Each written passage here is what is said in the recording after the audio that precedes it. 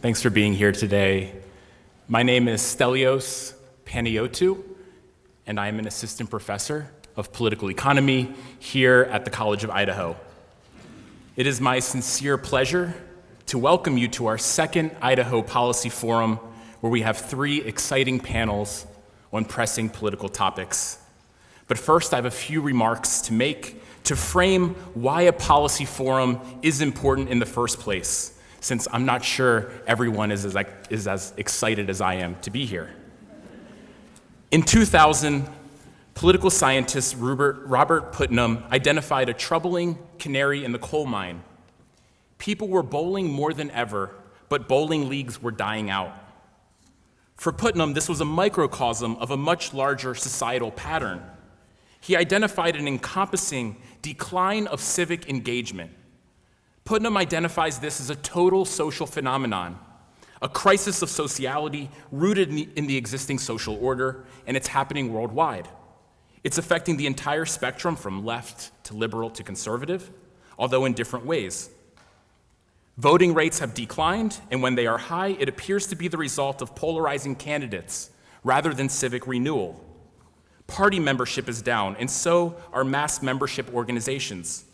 Same with membership in social clubs, civic groups, and fraternal organizations like the Masons and the Rotary clubs. Labor union rates plummeted, as have membership in professional associations. We see declining rates of religiosity and church attendance. Elements of social capital, which refer to the trust relations, the networks that surround people, the connective tissues of a democratic society, have declined. And as social capital has declined, distrust of fellow citizens has increased. We live in a crisis of trust today, mistrust of each other and our institutions. We could draw this further out if we want. I'll only mention the democratic deconsolidation thesis advanced by political theorists Foa and Munk. Citizens across the Western world are not only more distrustful of their political leaders, they have become cynical about the value of democracy as a political system, less hopeful that they can influence public policy, and more willing to express support for authoritarian alternatives. This is especially widespread among the younger generations. The researchers document a rapidly and markedly declining interest in politics among youth. And despite what might be thought of as they're just protesting more or joining new social movements, the evidence doesn't exactly bear this out. This is in contrast to political interest growing among older Americans, the net effect being a drastic and widening gap between political interest in the young and old. I think we should see these trends in contrast to famed French political theorist Alexis de Tocqueville, who traveled across the United States in 1831 and later published his renowned work, Democracy in America. Tocqueville observed a nation of joiners who would come together and form associations to get things done. This was an era of high rates of civic engagement, especially in local politics. Mutual aid groups, unions, business groups, charities, churches, social clubs, reform societies. This was the era of mass political parties.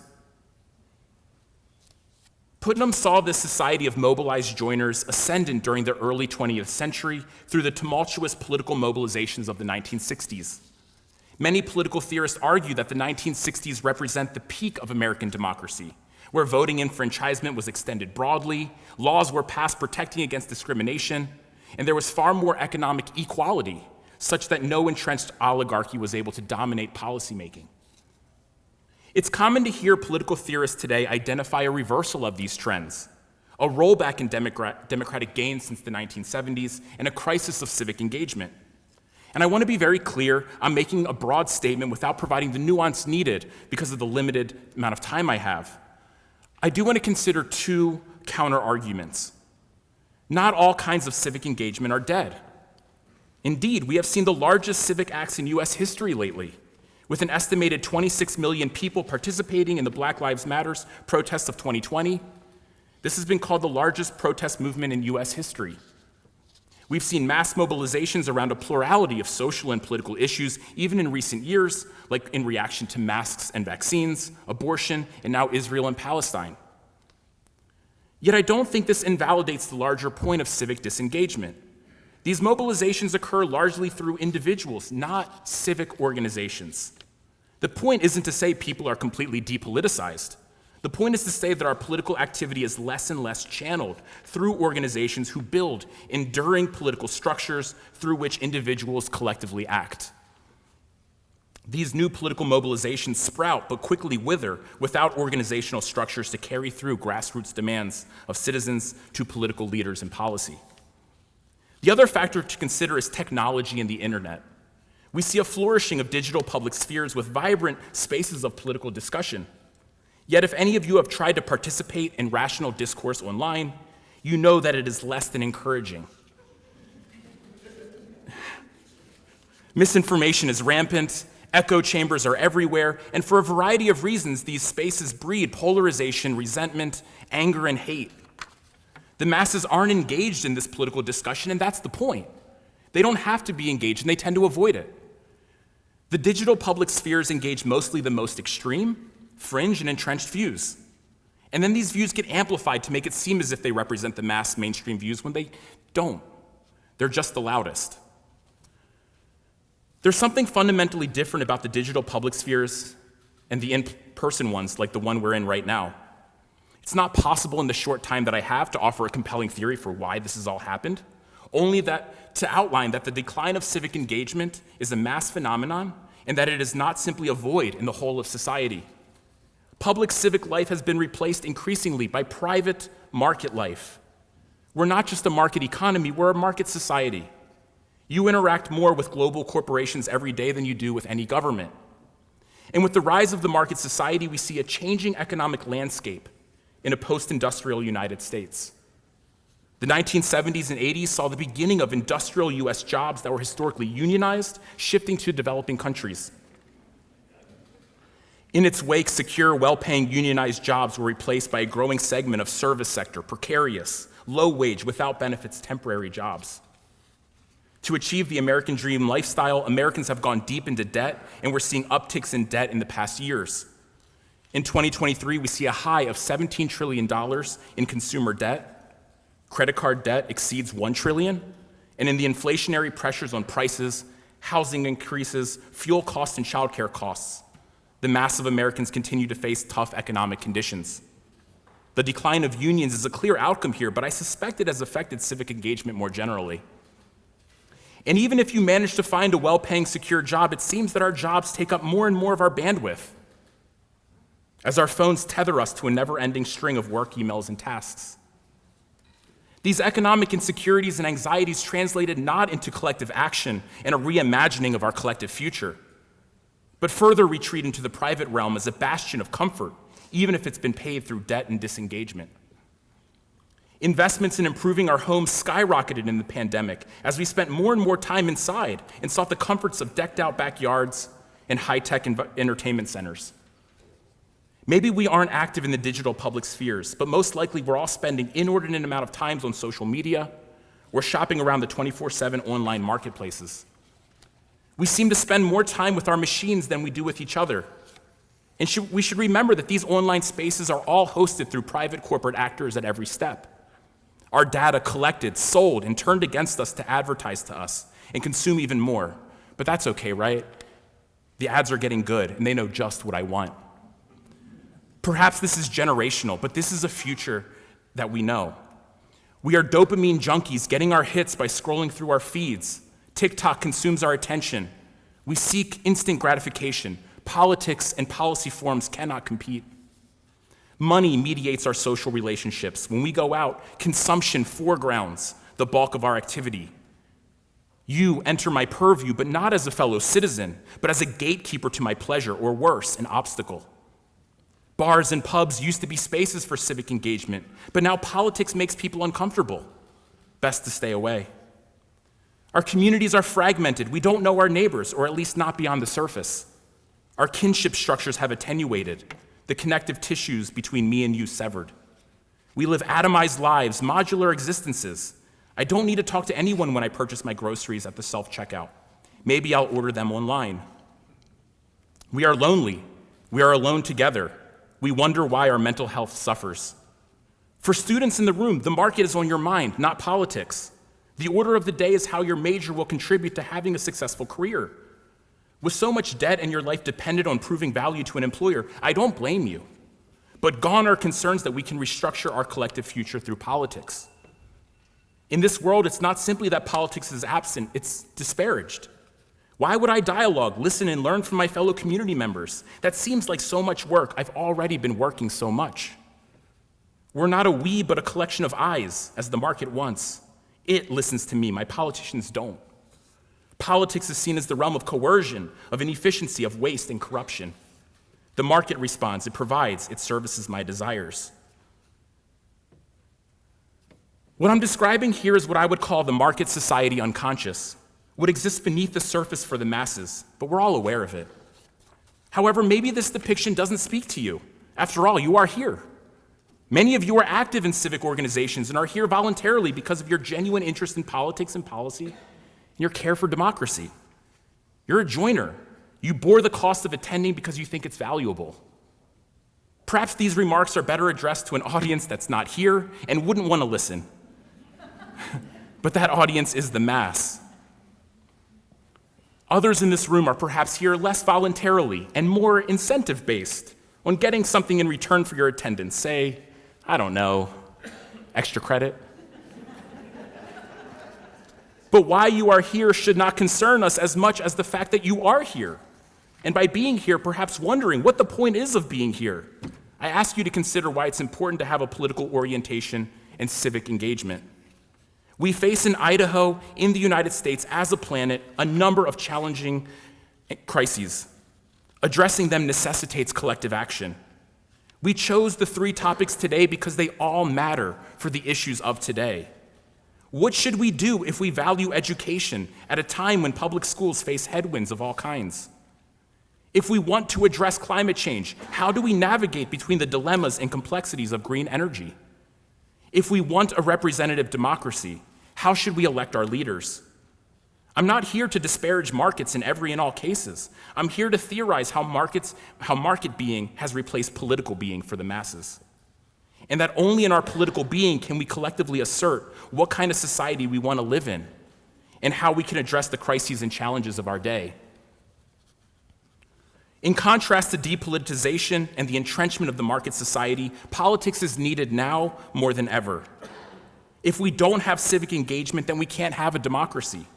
Democracies don't run on autopilot. They will careen into the rocky shores of authoritarianism. Citizens are not simply born, they must be made. They require practice, training, and commitment. We should consider democracy and citizenship like a muscle. If we don't exercise and work on it, then it atrophies. Perhaps we need more gym time in our democracies. And we need to make politics more approachable and accessible for the masses. We need to recover political being. However, there is one large caveat. So far, I've assumed democracy is something to be fought for and striven for in the first place. Why should we believe that at all? Jean-Jacques Rousseau, an early democratic theorist who understood the pitfalls of this system, wrote in 1762, "If there were a people of gods, it would govern itself democratically. So perfect a form of government is not for men." This is a reminder that we are just humans, fallible beings, walking around with false ideas that we're not aware of that we have. How can we have a democracy which requires so much from its citizenry? Increased participation of people does not necessarily translate into a panacea for democracy. Participation without knowledge is only going to inflame the polarization, distrust, and unproductive conflict. Politics is full of emotion, and our emotions tend to be raw, and the darkest of them are surfacing. Knowledge and reason is needed to balance this all out. The fact is that the scale and complexity of addressing, let alone resolving, issues and crises facing our society are larger than ever. Getting accurate, evidence-based knowledge is a necessity. This policy forum is born of a commitment to democracy and a recognition that we can facilitate citizenship practiced by convening panels with experts and experienced officials in each of our topics. It's one small but perhaps important step. If we bring democracy back down to earth today, our challenge today is to demonstrate that civic engagement can be positive, uplifting, and transformative. We'll be passing around index cards and encouraging your questions of the panelists. When you think of a question, write it down, raise it up. We'll collect it and pass it off to the panelists. We might not be able to ask every one of your questions, but we're going to try. I hope you leave feeling more confident that you understand some of Idaho's most pressing political topics, which we'll soon hear about: school vouchers, green energy, and open primaries. I hope you leave making connections to people you did not know before, fighting your conditioned urge to disconnect, and instead see what can be gained from the smallest interactions. I hope you'll join us for our reception at 5:30. We'll have food, drinks, and dialogue. And I also want to encourage you to engage with the various civic organizations that have tables during our reception who want to talk to you. They're not asking for your donations or money. They're here because they care about the issues they're dedicated to. And they want to help you get informed and direct you to ways you can get engaged if you so desire. They are passionate, friendly, and positive people. It's an incredible opportunity to have so many here today to table with us, like the Idaho Organization of Resource Councils, Interfaith Power and Light, Idaho Rivers United, Treasure Valley Drawdown, Conservation Voters for Idaho, Sierra Club, Homeschool Idaho, Idaho League of Women Voters, Reclaim Idaho, and the City Club of Boise. Finally, I want to thank my co-organizers of this policy forum.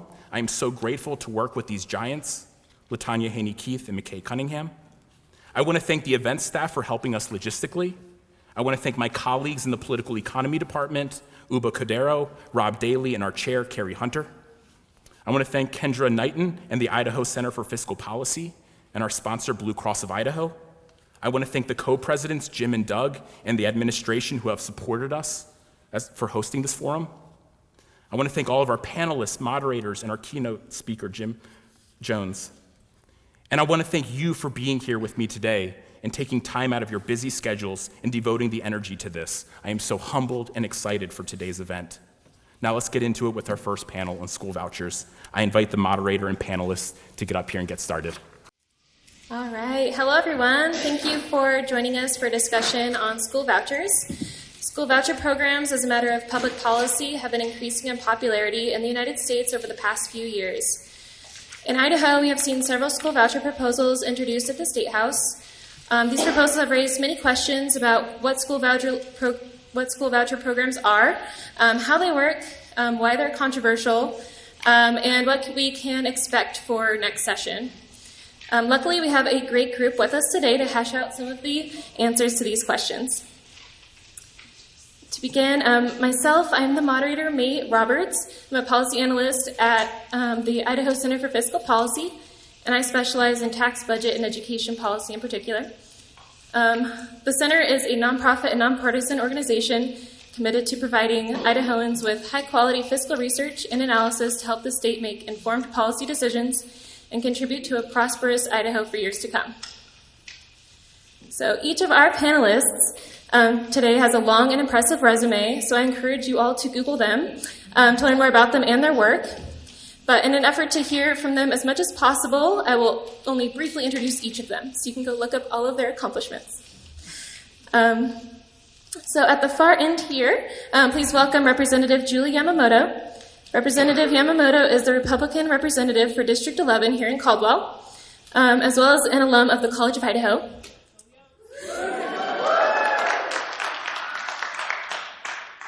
Next, please welcome Audra Talley.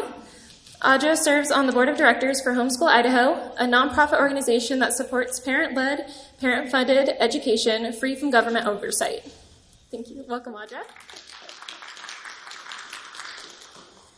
And finally, please welcome Nancy Gregory. Nancy has served as a member of the Idaho School Boards Association for many years and now serves as the president of the Idaho School Boards Association. I should also mention that Audra and myself are also Yotes, so very happy to be here today. So, thank you all for your time and insight on the important questions surrounding school voucher programs. So as a reminder, Stelios just mentioned it, but if you have a question for our panel, please write it on a note card and raise it up for one of our facilitators to gather it. So if anything comes up, go ahead and write it down. So in the meantime, I'll ask the first couple of questions from our great group. So school vouchers may be a new concept for many in our audience today. It's probably one of the reasons why you're here.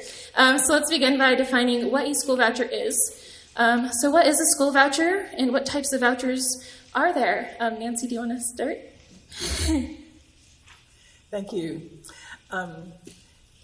It's great to see so many here interested in three really relevant topics for all of us and for our world. But I'll just answer the question, you can get right onto it. So school vouchers, it may seem, if it's a new concept to you, you've been asleep. It is not a new concept out there. In going through some of my historical papers, since I've been in this since about 2002, I found indications of action in the state of Idaho back to 2007, 2010, etc. So a school voucher is a direct payment from government to a private or parochial school. Now, that's the simple definition. It's been creatively renamed to include tax credits and what's called ESAs, or educational savings accounts. And the new one that I read this past week was voucher pluses. So education savings accounts are where money is paid to, accounts are paid to a parent, and that parent can use them for educational expenses, including tuition. Different from Idaho legislation this past session, which was empowering parents, which is money banked at the state level that parents can apply to for specific educational interventions, not to include tuition at a private or a parochial school. And I would just invite Representative Yamamoto to see if she has something to add to that definition. I do not. I think you did a great job. All right, great. To give a little bit, to expand on that a little bit, so there's the traditional voucher programs that have been around in the United States, popping up in like 1990s even, earlier. And those are the ones that Nancy was kind of talking about. States give parents a certain amount of public education funding to pay towards private school tuition. The education savings accounts, notably, one of those bills was introduced this last legislative session, just a general savings account that parents can apply for and use that money towards private school tuition, but they could also spend it on, a lot of times they could spend it on homeschooling costs or other programs that they want their kids to go to, whatever the legislation says that they can apply that money towards. And then tax credit scholarships. Nancy mentioned this. States give businesses or individuals tax credits to donate money to a scholarship organization.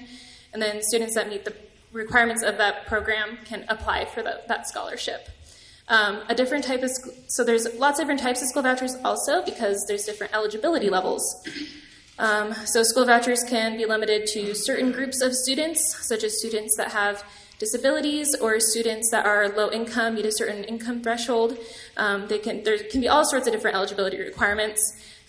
Legislation that we're seeing more is universal voucher programs. So on to the next question. To expand on that, traditional school vouchers with this limited eligibility, they have been around since the 90s, but over the past 2 years, school voucher programs with universal eligibility, meaning that anybody can have access to these funds no matter how much money they make or what their level of ability is. Those have considerably grown in popularity and are usually called those education savings accounts. So Nancy, I'll start with you again. Will you speak to how these limited voucher programs have evolved over time to really become more and more expanded? I would just say that politically they've evolved based on do what you can to sell what you want to sell it. When vouchers first came forward, there was the opposition to it was, number one, it violates the Blaine Amendment in many, many states. And it violates the Constitution of the state of Idaho, which says that public funds cannot be used to finance private or parochial schools. And that's part of the Blaine Amendment. And so that was unsuccessful. And so you have to evolve if you still want to sell and get what you want.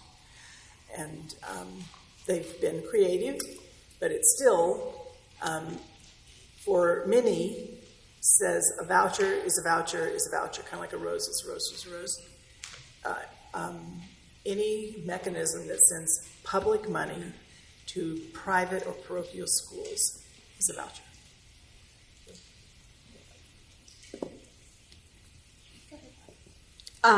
One of the things I wanted to point out specifically about ESAs is they're a new iteration on a theme that has been around for decades, which are public-private partnerships. Back in the 70s, public schools started partnering with for-profit companies to provide education-related services for our public school systems.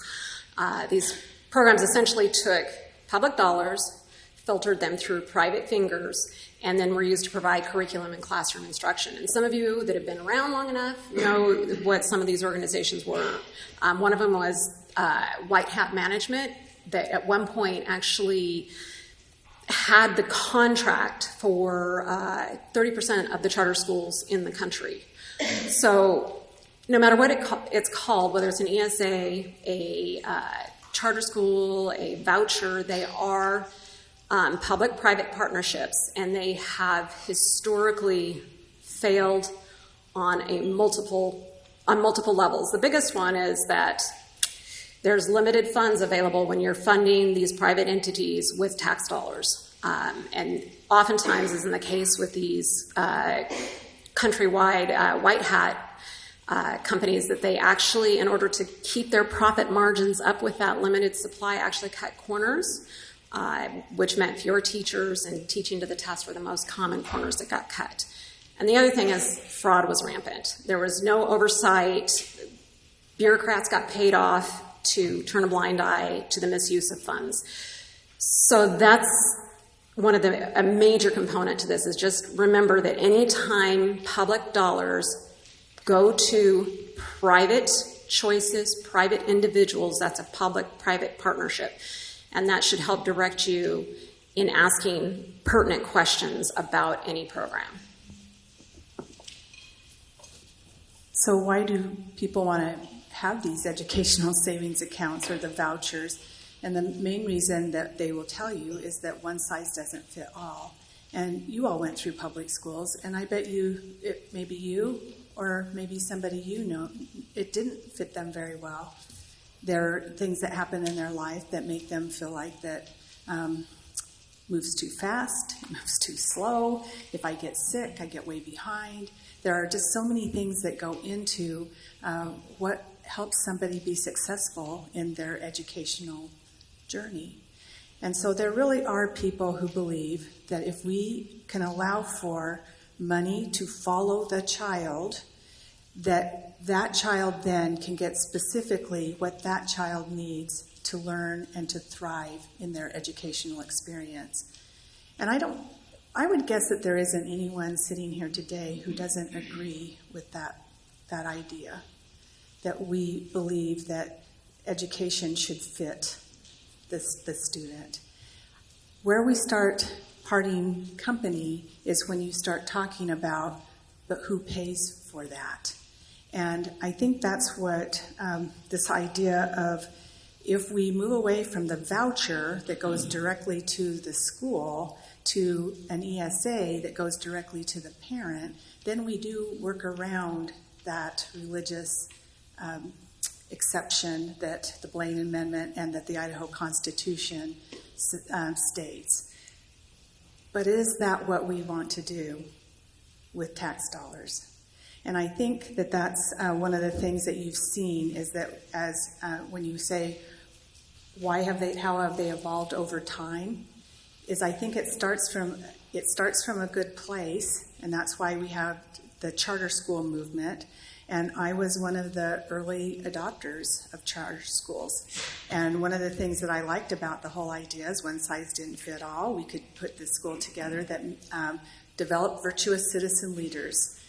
And what we really were striving for is that the demographics of our school would reflect the demographics of our district. That's not true of all charter schools, and that's why some people have a problem with them, right? And the other thing that we said is that whatever money we got, that's how we would live within our means. That seems to me a very conservative viewpoint.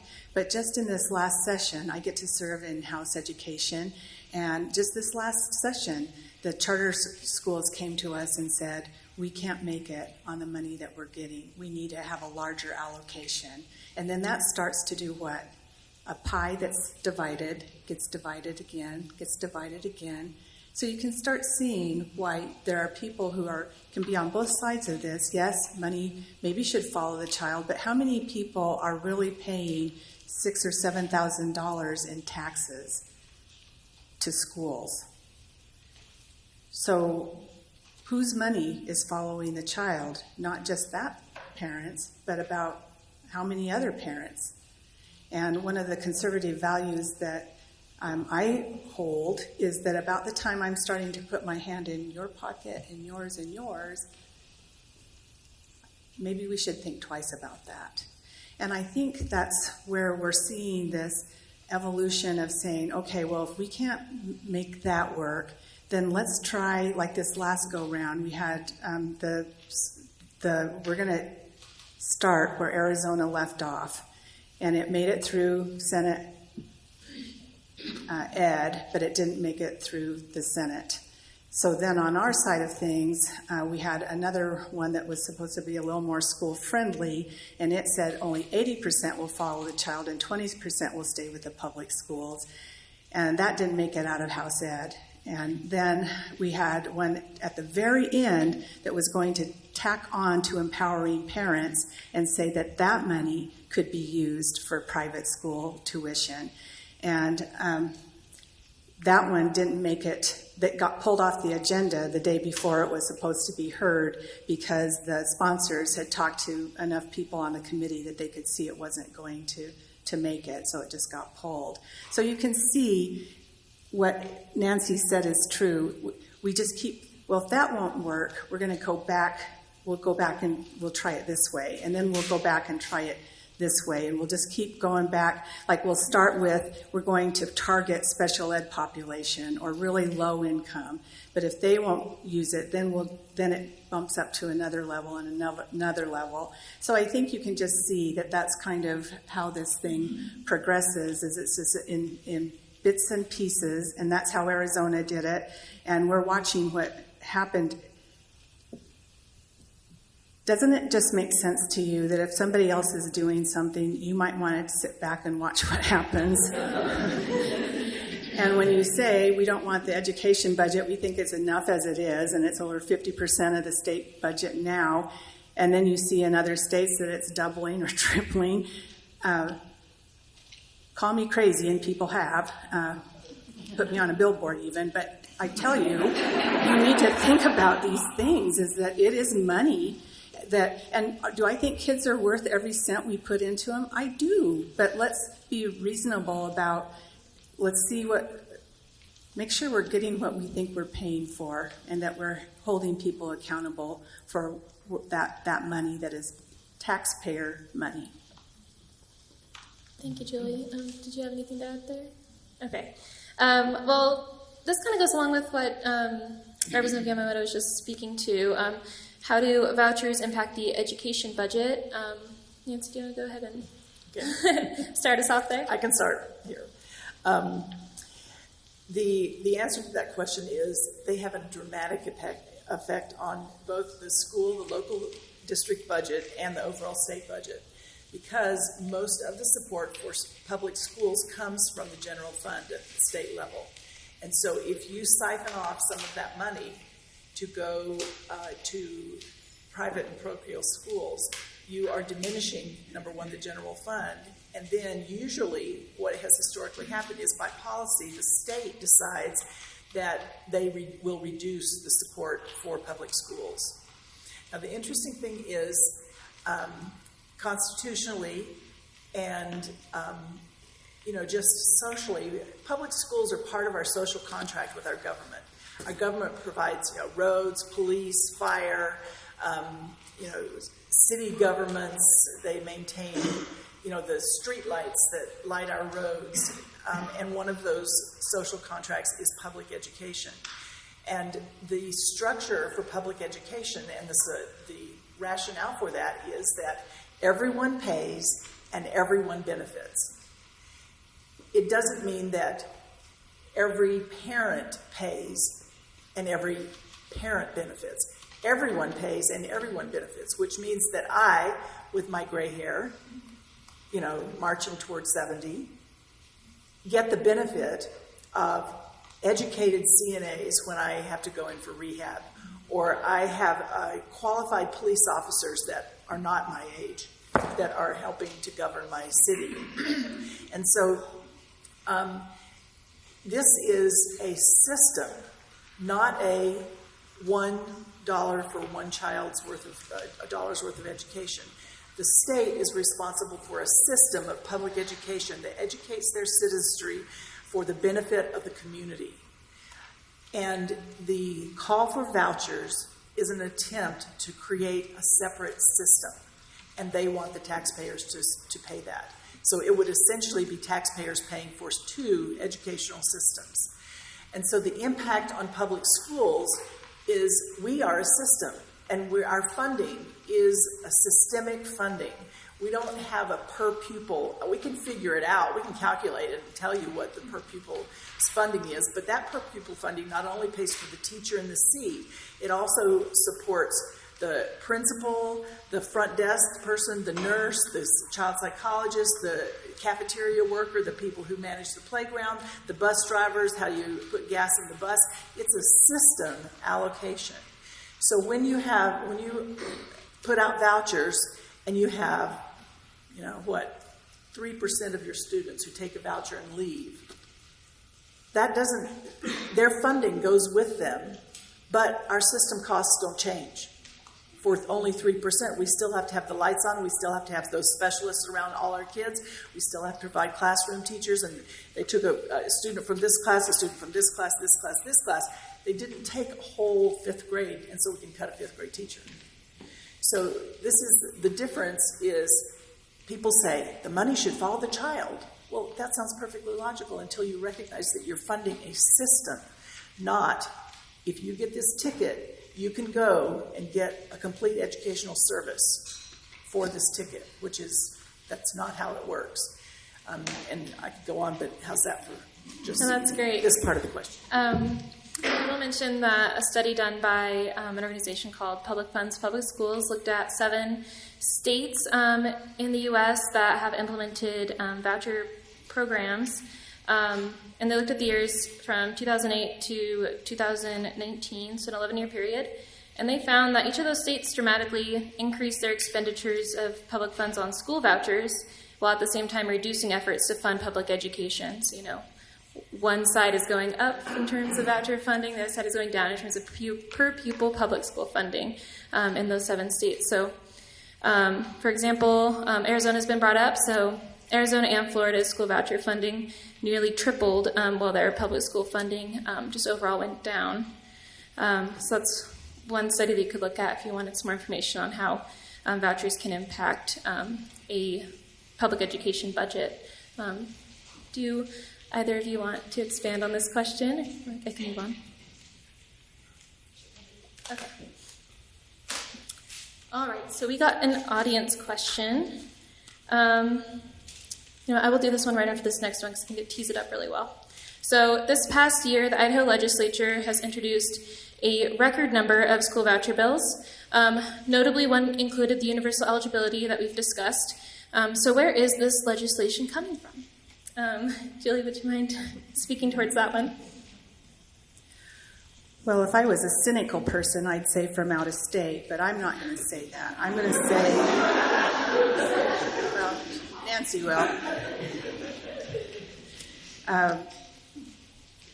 I know that it was said to me personally, so this is not second or third hand information. Well, listen, we win no matter what. Because if it goes through, we have this ESAs, and we score big for the people who helped get us into office by saying that they needed to push these parent choice and ESAs.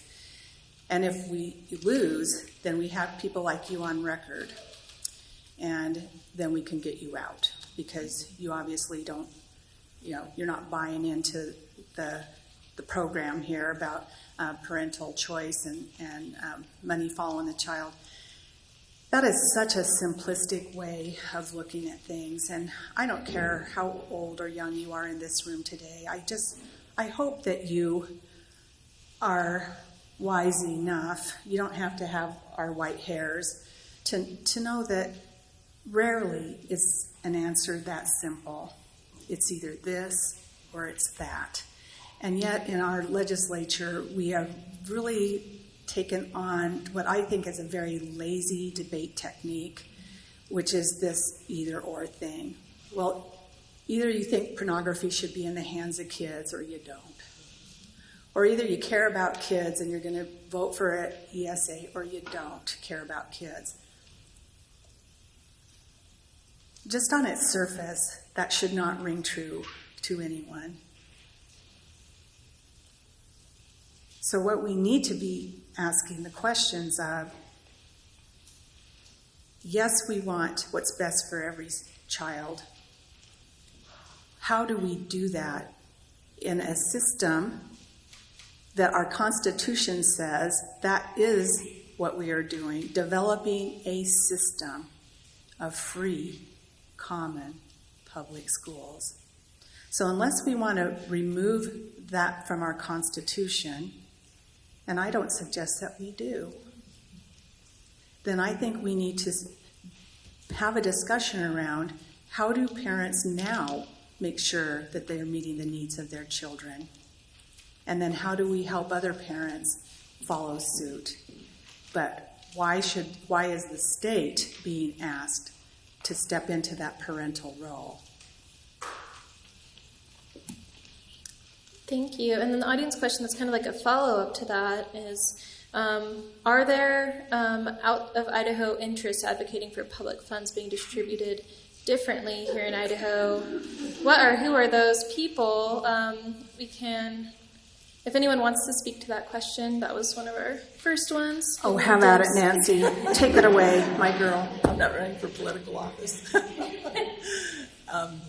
So the Secretary of State has a website that you can go to that discloses the organizations that lobby at the State House, who has spent the most money, and whether they're in-state or out-of-state. The top three are education, pro-voucher lobbyists who have spent more money than anyone else. And then, so their line goes out to here, here, and here, and the next line is here, here, and here, and here. And they are all out of state. So there is a national narrative going on around the support of vouchers. And part of that national narrative is they do not believe that government should be in the business of public schools, public education. And to me, that's the opposite of the social contract that we have with our government to provide services for us collectively that would be very, very difficult for us to provide for ourselves. And the other piece is the money. They can bring the money into the state of Idaho and put it into organizations that we have here at Idaho that have those same ideologies and really build momentum. I personally feel that that part of the reason that this legislation has failed in the state of Idaho is because citizens have spoken up against it. It lacks logic in terms of accountability, fiscal accountability, and the damage it could do to the state budget. And the math just doesn't work, and we don't have to look very far to see that has been very evident in multiple states across the country.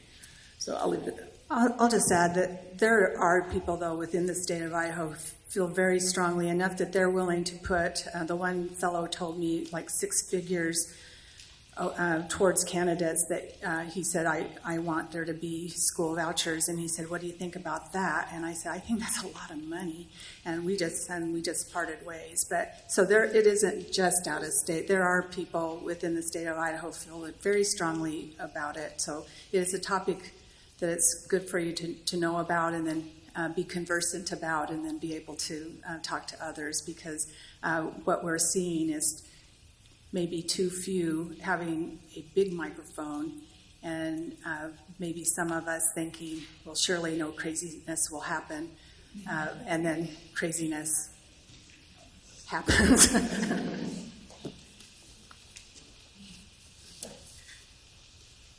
All right, so ultimately the effort to pass school voucher legislation was unsuccessful this last year.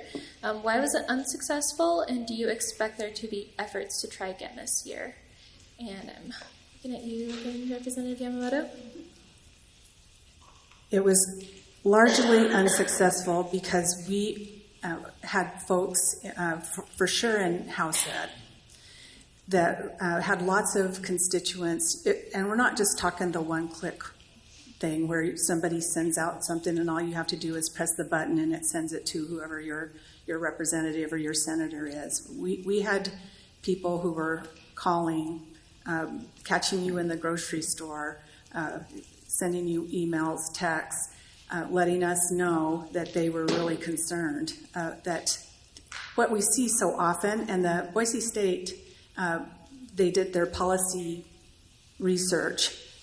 Dr. May said what we have known for years, and it still holds true. People love their local public school and thinks that it is just fine. It's everybody else's that's terrible and needs to be fixed, right? And so I think we listened to that, and so a lot of things did not make it through House Education. And then the one did not make it through on the House floor for a lot of the same reasons that we've already been talking about. And then the one just didn't make it through because they knew they didn't have enough support. And we've been promised that they're coming back in some form. And I have a meeting with somebody in 2 weeks who tells me that he has a public school friendly ESA bill. So I am eager to hear what he has to say, and we'll see how that goes as well. So, believe me, when you're on a chairman, yes, there are chairmen who put things in drawers, and in some cases, rightfully so, but most of us aren't doing that. Most of us are saying, do you have enough votes to get this thing passed? And let's not just have a Jerry Springer-like moment for no good reason. If we have a chance of passing it, well, then let's do that. So, yep, they're all going to come. They're going to come back in various forms, and some of them will still look very much like the one that came out of the Senate. And then I'm sure that Representative Clow may very well try again with his. And then I am almost certain that there will be something like through with the Empowering Parents grant. So coming from the homeschool perspective, one of the kind of ongoing, reoccurring themes when we were down there talking to our legislators is homeschoolers want this, homeschoolers want this. They're paying twice because they're not sending their kids to school and they're paying taxes, which we've already talked about what paying twice looks like supposedly. But what really is setting off the alarm bells for homeschoolers is that nothing is free. Nothing is free. Funding always comes with strings attached. There's no way around that. And I think our legislators used a handful of homeschoolers utilizing bridge programs that we already have going on in this state as a indicator of what homeschoolers want. Homeschoolers want to be left alone. Homeschoolers want to do what they do without having to worry about just constantly being looked into and overpowered by larger financial interests. And connecting with that is the concept that Idaho already has school choice. School choice is such a devious term. We have public schools, we have private schools, we have homeschools, and every single choice that we have as educators, as parents, have different costs and benefits. And I think homeschoolers agree that it's ridiculous to expect the taxpayer to fund every educational option out there. And so I think ultimately a lot of homeschoolers got on board with, no, we don't want this, because we already have what we need. We're already making things work. So when proponents go out there and say, homeschoolers want this, honestly, we don't. I would add to Audrey's comment that school choice or parent choice has exploded in this state. and through the public school system, through the offerings. I think I have a list here somewhere if you really want to be impressed. So we have public schools, charters, public charter schools. Lots of programs exist that offer lots of educational offerings through the public school system, plus there's the homeschooling system. And I would say that the interface between homeschooling and public schools is often pretty common. Homeschoolers come to interface with their public school system for specific content, and then they go to their homeschool, and that's fine with us. The state has made a way so that allocations can go by half a day or a quarter of a day, and so they can come in for band and music and go home, or they come in for an accelerated calculus class, and they are under the direction of their parents, but they access something through the public school system. We also have all kinds of CTE courses, which is career technical education. If you don't know the lingo, my husband goes, "What does that mean?" Advanced placement. We have AVID, which is intervention for first-generation students they're the first person who is considered going to college in their family. We have specialty schools in various districts where parents have come forward and said, "We want something that has to do with this," and this district says, "Well, I think we have enough numbers that we can make that happen." So I think, back to the original question, that one of the reasons that the voucher legislation was not successful this past year is because Idahoans believe in their public schools, just like Julie said. And particularly in rural Idaho. Now, recognize that we have concentrations of populations around the state, but there are more school districts in rural Idaho than there are in the high population states. And they stand to lose big time if vouchers or ESAs go into effect, because there are no private schools in rural Idaho. There may be one in a map, but they do not have access. And so they're going to be losing funding for their rural school to go and pay for somebody to go to a private school in a large urban area. I would also say that most of the activity in our state and in other states is that vouchers have gone to pay for kids who are already in private schools. It's not for new kids. It's for kids that are already in. And I think that we see that happening in Idaho when we opened up Empowering Parents, and we proposed those that had eligibility, like special ed or ESL, or one time we had a bill that proposed it for children of veterans. And we were going to give those kids vouchers. Well, you take a voucher that's worth, for instance, $6,000. You go to a private school where the average tuition is $8,000. They have to make up the difference, and then they learn about the fees. And then they learn that, oh, you know what, we don't take kids like you. Oh, well, so you're not eligible to go to our school anyway, so why? They don't use the voucher. It's not applicable to them. And they don't have an opportunity to access like they do in public schools. We turn away no one. And we are held accountable, and our citizens like that. If they don't like what our district does, they can fire me next election. And they can make my life miserable until then. So the sense of accountability and oversight gives them a comfort level that they have input into their local school. Great, thank you so much. A note that I wanted to mention about rural students is that rural students would not have the same chance that you were saying to use school vouchers because private schools just aren't located where they live. So in Indiana and Iowa, most rural students don't participate in the school voucher program that they have there at all because due to just the inaccessibility of public schools, private schools. And then going off of what you were just talking about with oversight and regulation, you don't really know where this money, how it's being spent. We got a couple questions about that from the audience. So if public schools are subject to curricular oversight by legislators and school boards due to taxpayer funding, why shouldn't taxpayers demand public curricular oversight over private and parochial schools funded by vouchers / ESAs. Same thing. Well, that's an awesome question. And the answer is they should. Anytime public dollars are used to fund anything, there should always be oversight. There should always be accountability metrics that measure that you're getting the bang for your buck that you're supposed to be getting. And this is a big concern for homeschools and private schools in particular with ESAs and vouchers, is that in the state of Idaho, homeschools and private schools operate fairly independently.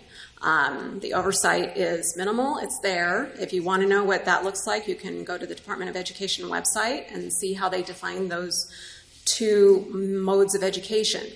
And so the reality is, the big concern or the big red flag in the homeschool community is that there should be oversight. There should be the ability for the government, the state, to monitor those dollars. And then now you create, again, now you have a system that you set up for private schools and a system you set up for homeschools, each with their own regulatory oversight, because state money is going into each of these three systems, and now you've modified the nature of private or homeschool. And there's just no way around that expectation. And as much as some of our legislators, I remember one legislator specifically said, well, you don't have to worry about the oversight that comes with dollars as long as we're in power. Okay, we got to think a little longer term than this, people. We got to think a little farther down the road. And for private schools in particular, if you look at the history of school vouchers and private schools, there are studies after studies coming from organizations like the Cato Institute, coming out of Harvard, that indicate that anytime vouchers are used, regulations over private schools start increasing. And it is reasonable to expect that homeschools will face the same increase in regulation. And it doesn't matter whether you have a high regulation state already, those regulations will increase. If you have a low regulation state, those regulations will continue to increase. So it doesn't matter where you start. Regulations tend to increase anytime you have public dollars funding private decisions or private education. And so. Thank you so much.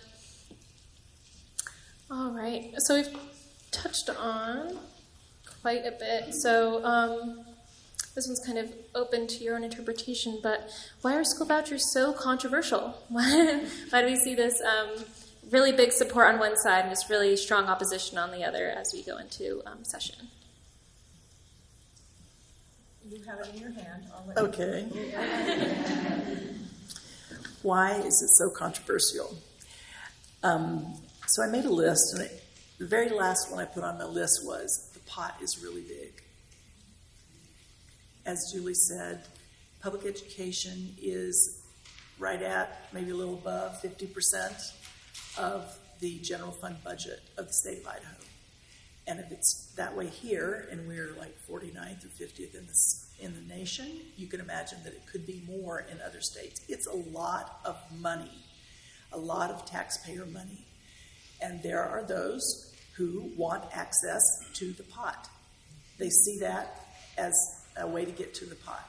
And we had one kind of controversial thing happen with charter schools in the state of Idaho, where a charter school was authorized, and then they found out that all the people lived out of state, and that the money, like you said, the accountability piece, was paying their salary to be a superintendent of a charter school in Idaho, and they didn't even live here.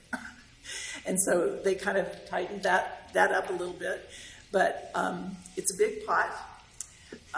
There is that narrative that I pay taxes, but I'm having to go pay private tuition to educate my child. Well, that's what parent choice looks like. If we pay taxes to fund a public school system with access granted to all, and you choose a different avenue, that's your choice. And that's perfectly your choice. But it doesn't mean that the taxpayer should be obligated to sustain a second educational system, which we are seeing in other states is continually more and more expensive year to year to year.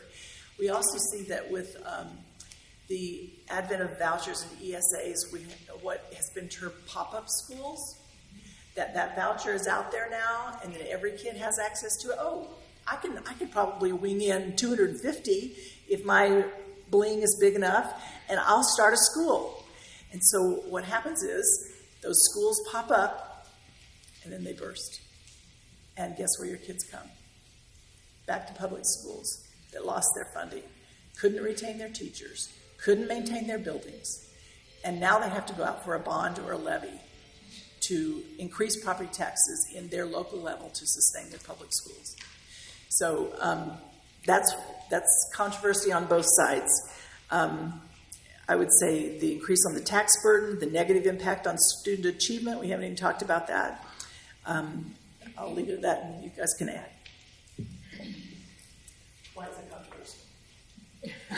When she says when somebody tells you as long as we're in power, that should strike fear in your hearts, because I wasn't elected to be in power. I was elected to represent, and not just the few, the loud, and the proud, but to represent everybody in District 11 and everyone in the state of Idaho. And what should you expect for that? You should expect people to be thoughtful. You should expect them to be critical thinkers. You should expect them to ask hard questions. You should expect them to look to see what's happening somewhere else. I mean, I was born and raised in Idaho, but Missouri is the show me state, and I'm going to borrow from them and say, show me. Show me how it works, and show me how we're not going to have the same issues that we're seeing elsewhere, because that is what responsible people do with other people's money. It's one thing, I can go out and be as frivolous as I want with my own money, but when I'm entrusted with yours, you should hold me to a standard to say I shouldn't just be because it's the soup of the day, or it's an election issue that I'm ridiculous not to jump on board with because it's going to be used, can and will be used against you. These are shoddy reasons to be playing with the lives of our children. So you can say that we invest in kids and we care about kids, but let's do follow the money, and let's see where that money is going in other states. And then you tell me, is it for the children or is it for the power and the money? And then we have something we can talk about. The other thing I'd like to add to this, why is it so controversial, is that when you have a massive pot of money to pull from, the opportunities for fraud go through the roof. And whether this is fraud from your intermediaries, your providers, because with that money, and in an attempt to address some of the accountability issues, states like Arizona have created preferred providers lists that are, if you are this person, then you are approved to receive tax dollars for the items that you offer. Well, that money doesn't always get spent properly. What gets approved by that provider or varies. I've seen out of Arizona right now, just after 1 year, they've got at least $700,000 in misspent money going to everything from haircuts, baby grand pianos, ski lessons, memberships to dojos, things that you could maybe, if you twist the language a little bit, argue are extracurricular but school-related items. But the fraud is rampant in Arizona. And one of the concerns that the homeschool community in particular has about a scenario like that is that you have that pot of money flowing into the system, and eventually somebody's going to put the brakes on and go, okay, we gotta correct for all this spending, we gotta correct for misspent money, and they slam the lid down on the cookie jar. Well, some people need their finger slammed on the lid in the cookie jar. They're spending state money, taxpayer money, incorrectly. But there's going to be collateral consequences for the people who are not using those dollars but happen to be in the range of what comes. And that's a big, huge concern for homeschoolers. And frankly, West Virginia, interestingly, passed universal ESAs 2 years ago. And in an effort to tighten up the accountability, it reintroduced legislation this last year that would have actually put some additional regulations on their homeschool community that had never existed before. And it would have hit both homeschoolers that were taking ESA money and homeschoolers that weren't. So the risk is there, but the fraud component just blows my mind. So let's bring it to home with Idaho, empowering parents. And if you've read the papers, you know that we had issues with that. And that's what happens when you have a third party that is trying to ride herd over those things, and some things, expenditures got through that shouldn't have. It's not to the amount that you're talking about, but that's because it's small. If we start expanding this thing out, then the propensity for that just grows as well. So when I was talking to somebody at the state board day before yesterday, she was telling me that is now being given to somebody else to do, which means something else doesn't get done because they're not adding to their staff. It just means somebody is now doing something more than they weren't doing before. And if we're going to make things bigger, then we are going to have to add staff, and there has to be some kind of oversight, and that means additional money. Well, again, we have folks who, when you talk about why is it controversial, some of the same people who want the ESAs want limited government, no growth of programs, and to really not be paying another level of personnel at the state level. But if you want oversight, then that's exactly what has to happen. So it ends up talking out of both sides of your mouth a bit, and you probably have to find what is it that you really want. You all are doing an excellent job of answering our audience's questions before I ask them, so it's just great. One that does come up, though, we've touched a bit on the accountability or lack thereof in voucher programs. Do you know of any accountability tools, both financial and academic outcomes for voucher systems that actually work? Have you heard of any? No. Me either. But I'm looking. I'm open to it. I just haven't seen it yet. I would say that the trend is toward universal vouchers that have no restrictions, no accountability. I mean, in the literature that I read, there was rarely any discussion of accountability at all. They don't want that to be part of the equation. I'm just trying to think. The most accountability that I see is working in the opposite direction, because the price tag is going up astronomically. It's not going up like $3 million a year or $15 million a year. It's going up $150 million a year. And in Milwaukee, in Wisconsin, local school districts are having to pass almost $550 million in property tax increases to keep their schools open, just their local public schools, because of the money that has been siphoned off to go to vouchers. So in my view, well, I will tell you that in Utah, they passed a voucher program last year. Voucher students get more money than public school students do. And it's just, I'm thinking, what? There's no logic in that at all. But that's essentially what's happening across states. There's a long list of bibliographies, notes, and sites you can go and investigate to see what's happening in other states. Okay, thank you. Well, an argument that we hear often when vouchers come up is that school voucher programs help families afford private or home education. Can you share your thoughts? I'll look at you, Audra, for that one. Do school voucher programs help families afford private and home education? Okay, to set the table a little bit for this, I was homeschooled in this state, K through 12, by a single income family in rural Idaho. The town I grew up in was 450 people. There was one public school that went to the 8th grade, and if you wanted to go to high school, you drove an hour to an hour and a half away. And so a lot of families actually had to relocate as a consequence. And now I am currently homeschooling my own 3 kids on a single income. So first, let's just set the table that it is possible.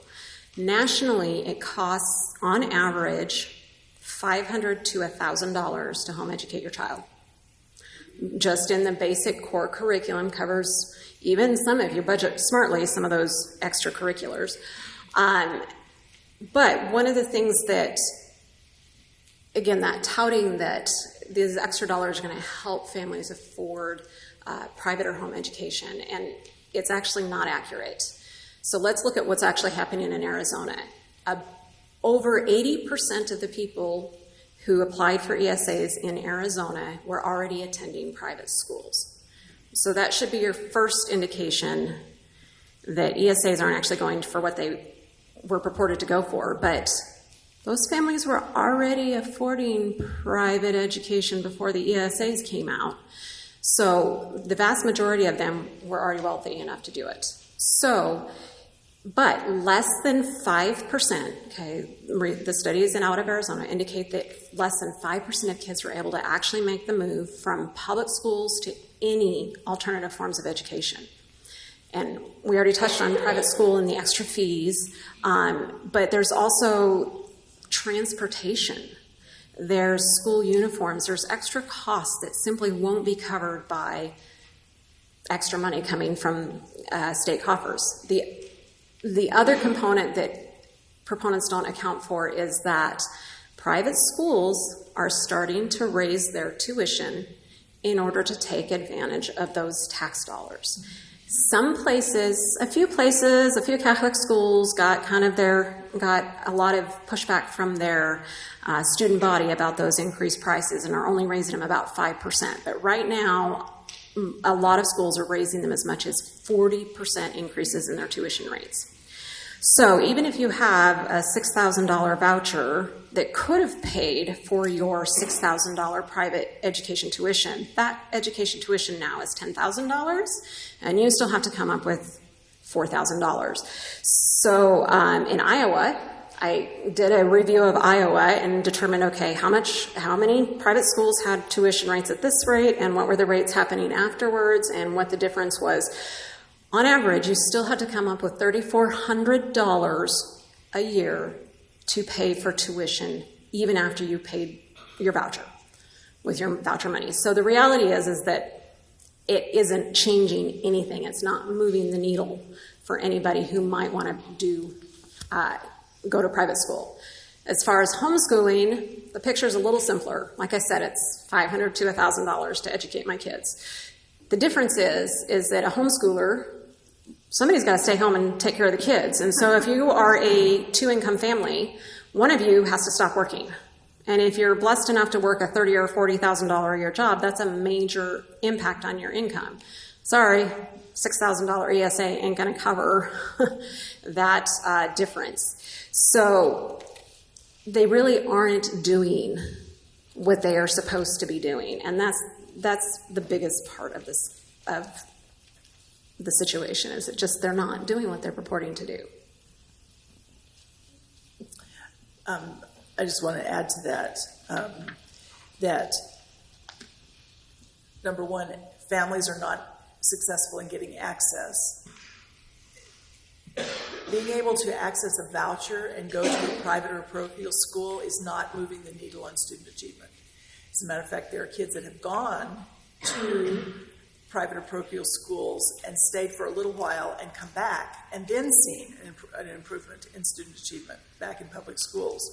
So not only does it not impact academic achievement, but it doesn't improve opportunities for low-income kids because of maybe the access reasons we've talked about here. They get more services in their public school than a private school is required. We also find that students who accept vouchers lose important rights and protections. Private schools do not have to offer special education. They do not have to offer ESL services, which is English as a second language. They don't have to have child psychologists, nurses. They also don't have to have community school programs, which many of our schools across the state of Idaho do to help and sustain families in difficult times. Their support in terms of school counselors, in terms of extracurricular activities, sports, music programs, etc. They don't have to do those things. They get to pick and choose. And as a parent, you're not able to say, let's get together and go petition our private school to do this for us, like you can with a public school, because they don't have to listen to you, because they can just turn you down and wait for the next kid who's going to come get and use their voucher. They also don't necessarily let parents make better choices. To say that it's parent choice to get a voucher doesn't mean that your kid is going to be chosen. It may be your choice to use a voucher, but a private school does not have to let your child enter. And that is the exact opposite from public schools, where we serve all kids. And children have civil rights in our schools that mean that we have to address their special ed needs, their social and emotional needs, etc., which a private school does not have to. Great, thank you. We have just a couple minutes here, so I'll just let you go ahead and share any last-minute thoughts that you might have.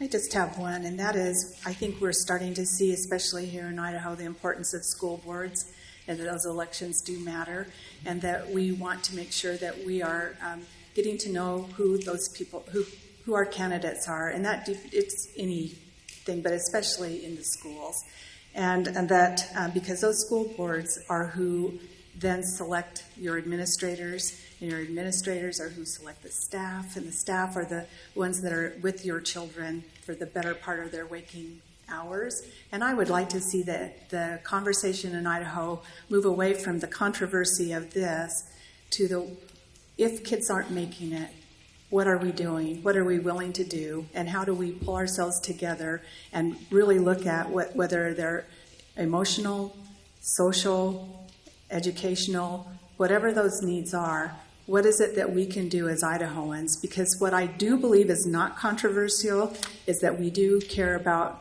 our youth, and that we do believe that investing in them is best for them and best for our future. So if there's any way, even this many people, if you go and talk to 10 other people and you can convince them, we're focused on the wrong thing. And instead of being divided over something that we're probably never going to agree on, let's get united on what we do agree on, and that is that students, children are important to us, and their education is important to us. I would just add my summary that in my mind, school vouchers have one big problem among many, that the math just doesn't work. And in the state of Idaho, we have people who are sensitive to how much their tax bill is. I'm sure it's like that in other states. But they are reflecting the big shock that vouchers has had the impact in their states. So for me, the math doesn't work, the serving students doesn't work, the parent choice piece is a false narrative, and our state needs a strong public school system. That we have people who are doing remarkable things in education, and public schools give access not only to children but to citizens, just like Julie said. And we invite any to our doors to have a discussion, have a conversation about how we can help. And we have amazing educators that are willing to go to work every day and serve kids in the best way that they possibly can.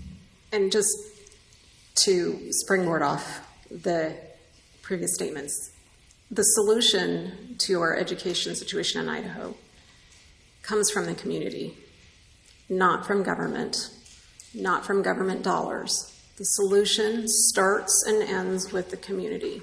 And anytime you inject dollars into a community, it changes the dynamic of the community.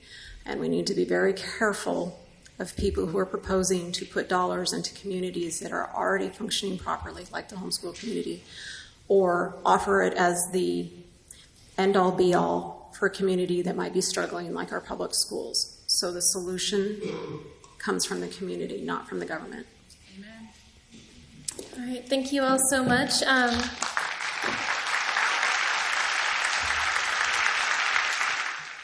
Yeah, thanks everyone coming to the panel on green energy. I'm Ryan McGoldrick. I'm the program director at Conservation Voters for Idaho. We're basically the political arm of the environmental movement in Idaho. We basically say we create the political environment to protect the natural environment. Thanks everyone for coming. I'm going to introduce the panelists real quick. They have very long bios and a lot of accomplishments, so we're going to keep it brief, but I encourage you to look them up all individually and find out more about them and what their organization is doing. So to my left here, we have Lisa Young. Lisa is the director of the Idaho Chapter Sierra Club, America's oldest, largest, and most influential grassroots environmental organization. I've worked with Lisa for a few years, and I can say she's an amazing organizer and even better person. So we're excited to have her here on the panel. Next, down at the far end, we have Steve Burgos. Steve is the Public Works Director for the City of Boise. Steve basically oversees all of my favorite programs with the City of Boise. So that includes like Boise's Water Renewal Services, the Climate Action Division, the Waste and Recycling programs, and their geothermal systems. And speaking of geothermal, I'd like you to also welcome Dr. Brian Jones, who is the Executive Director of Geothermal Rising. It's the oldest geothermal association in the world. Geothermal Rising serves as the main professional educational association for the geothermal community and the public. Thank you all, and thank you to our panel for being here to answer questions. As a reminder, if you have questions, please, on the papers you have with you, you can write those down or hold them up, and they'll pick them up and bring them around to me, and we'll get those questions asked. But in the interim, I have a couple questions. First one for the whole panel, and then a couple individual questions as we get those coming in. So first question for the full panel, and I'll kick it off with Lisa first. Can you share what you see as the biggest dilemma or challenge for Idaho as we make the transition to clean energy? Yeah, thanks, Ryan. It's really great to be here, everyone. Thanks for having us and for listening in. Again, I'm Lisa from Idaho Chapter Sierra Club. I'm the director there. Our sole focus as an organization really right now, our key focus is helping to transition Idaho towards 100% clean energy to address the climate crisis and strengthen our local economies. And we really see a huge role for locally owned clean energy as a big part of that. So a big challenge that I think we see as we're transitioning towards this new clean energy economy is ownership, and who's going to own all these new clean energy resources that we're developing and building out as cities, a state, as a nation. Are those clean energy resources going to be in the hands of the same corporations perhaps that got us into the climate crisis? We see oil and gas and coal companies now doing clean energy development. And also just our big electric utility companies that, for so long have kind of dragged their feet on the transition towards clean energy. And so those utility companies are now making the transition. They're building out large scale, clean energy, renewable resources. But what we'd really like to see and what we see as a huge opportunity is more local ownership of those renewable energy resources, local distributed rooftop solar, as opposed to some of these large-scale, utility-scale, solar farms. And of course, there's a role in many ways for both of these things in our future, and as part of that 100% clean energy future that we're going to need to transition to.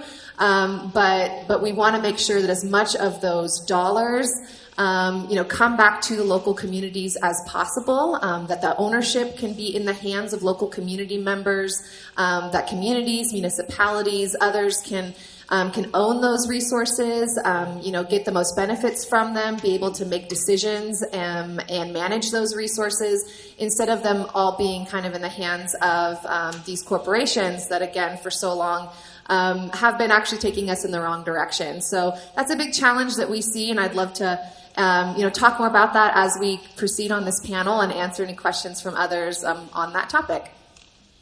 Okay, thanks, Lisa. I'm going to pass it to Bryant in just a second. But real quick, as a reminder for people coming in, if you have questions for the panel, you can just jot them down on those pieces of paper. If you're sitting up top, you can probably throw them down and someone will find them and bring them over to us. So yeah, as a reminder, the question for Brian, can you share what you see as the biggest dilemma or challenge for Idaho as we make the transition to clean energy?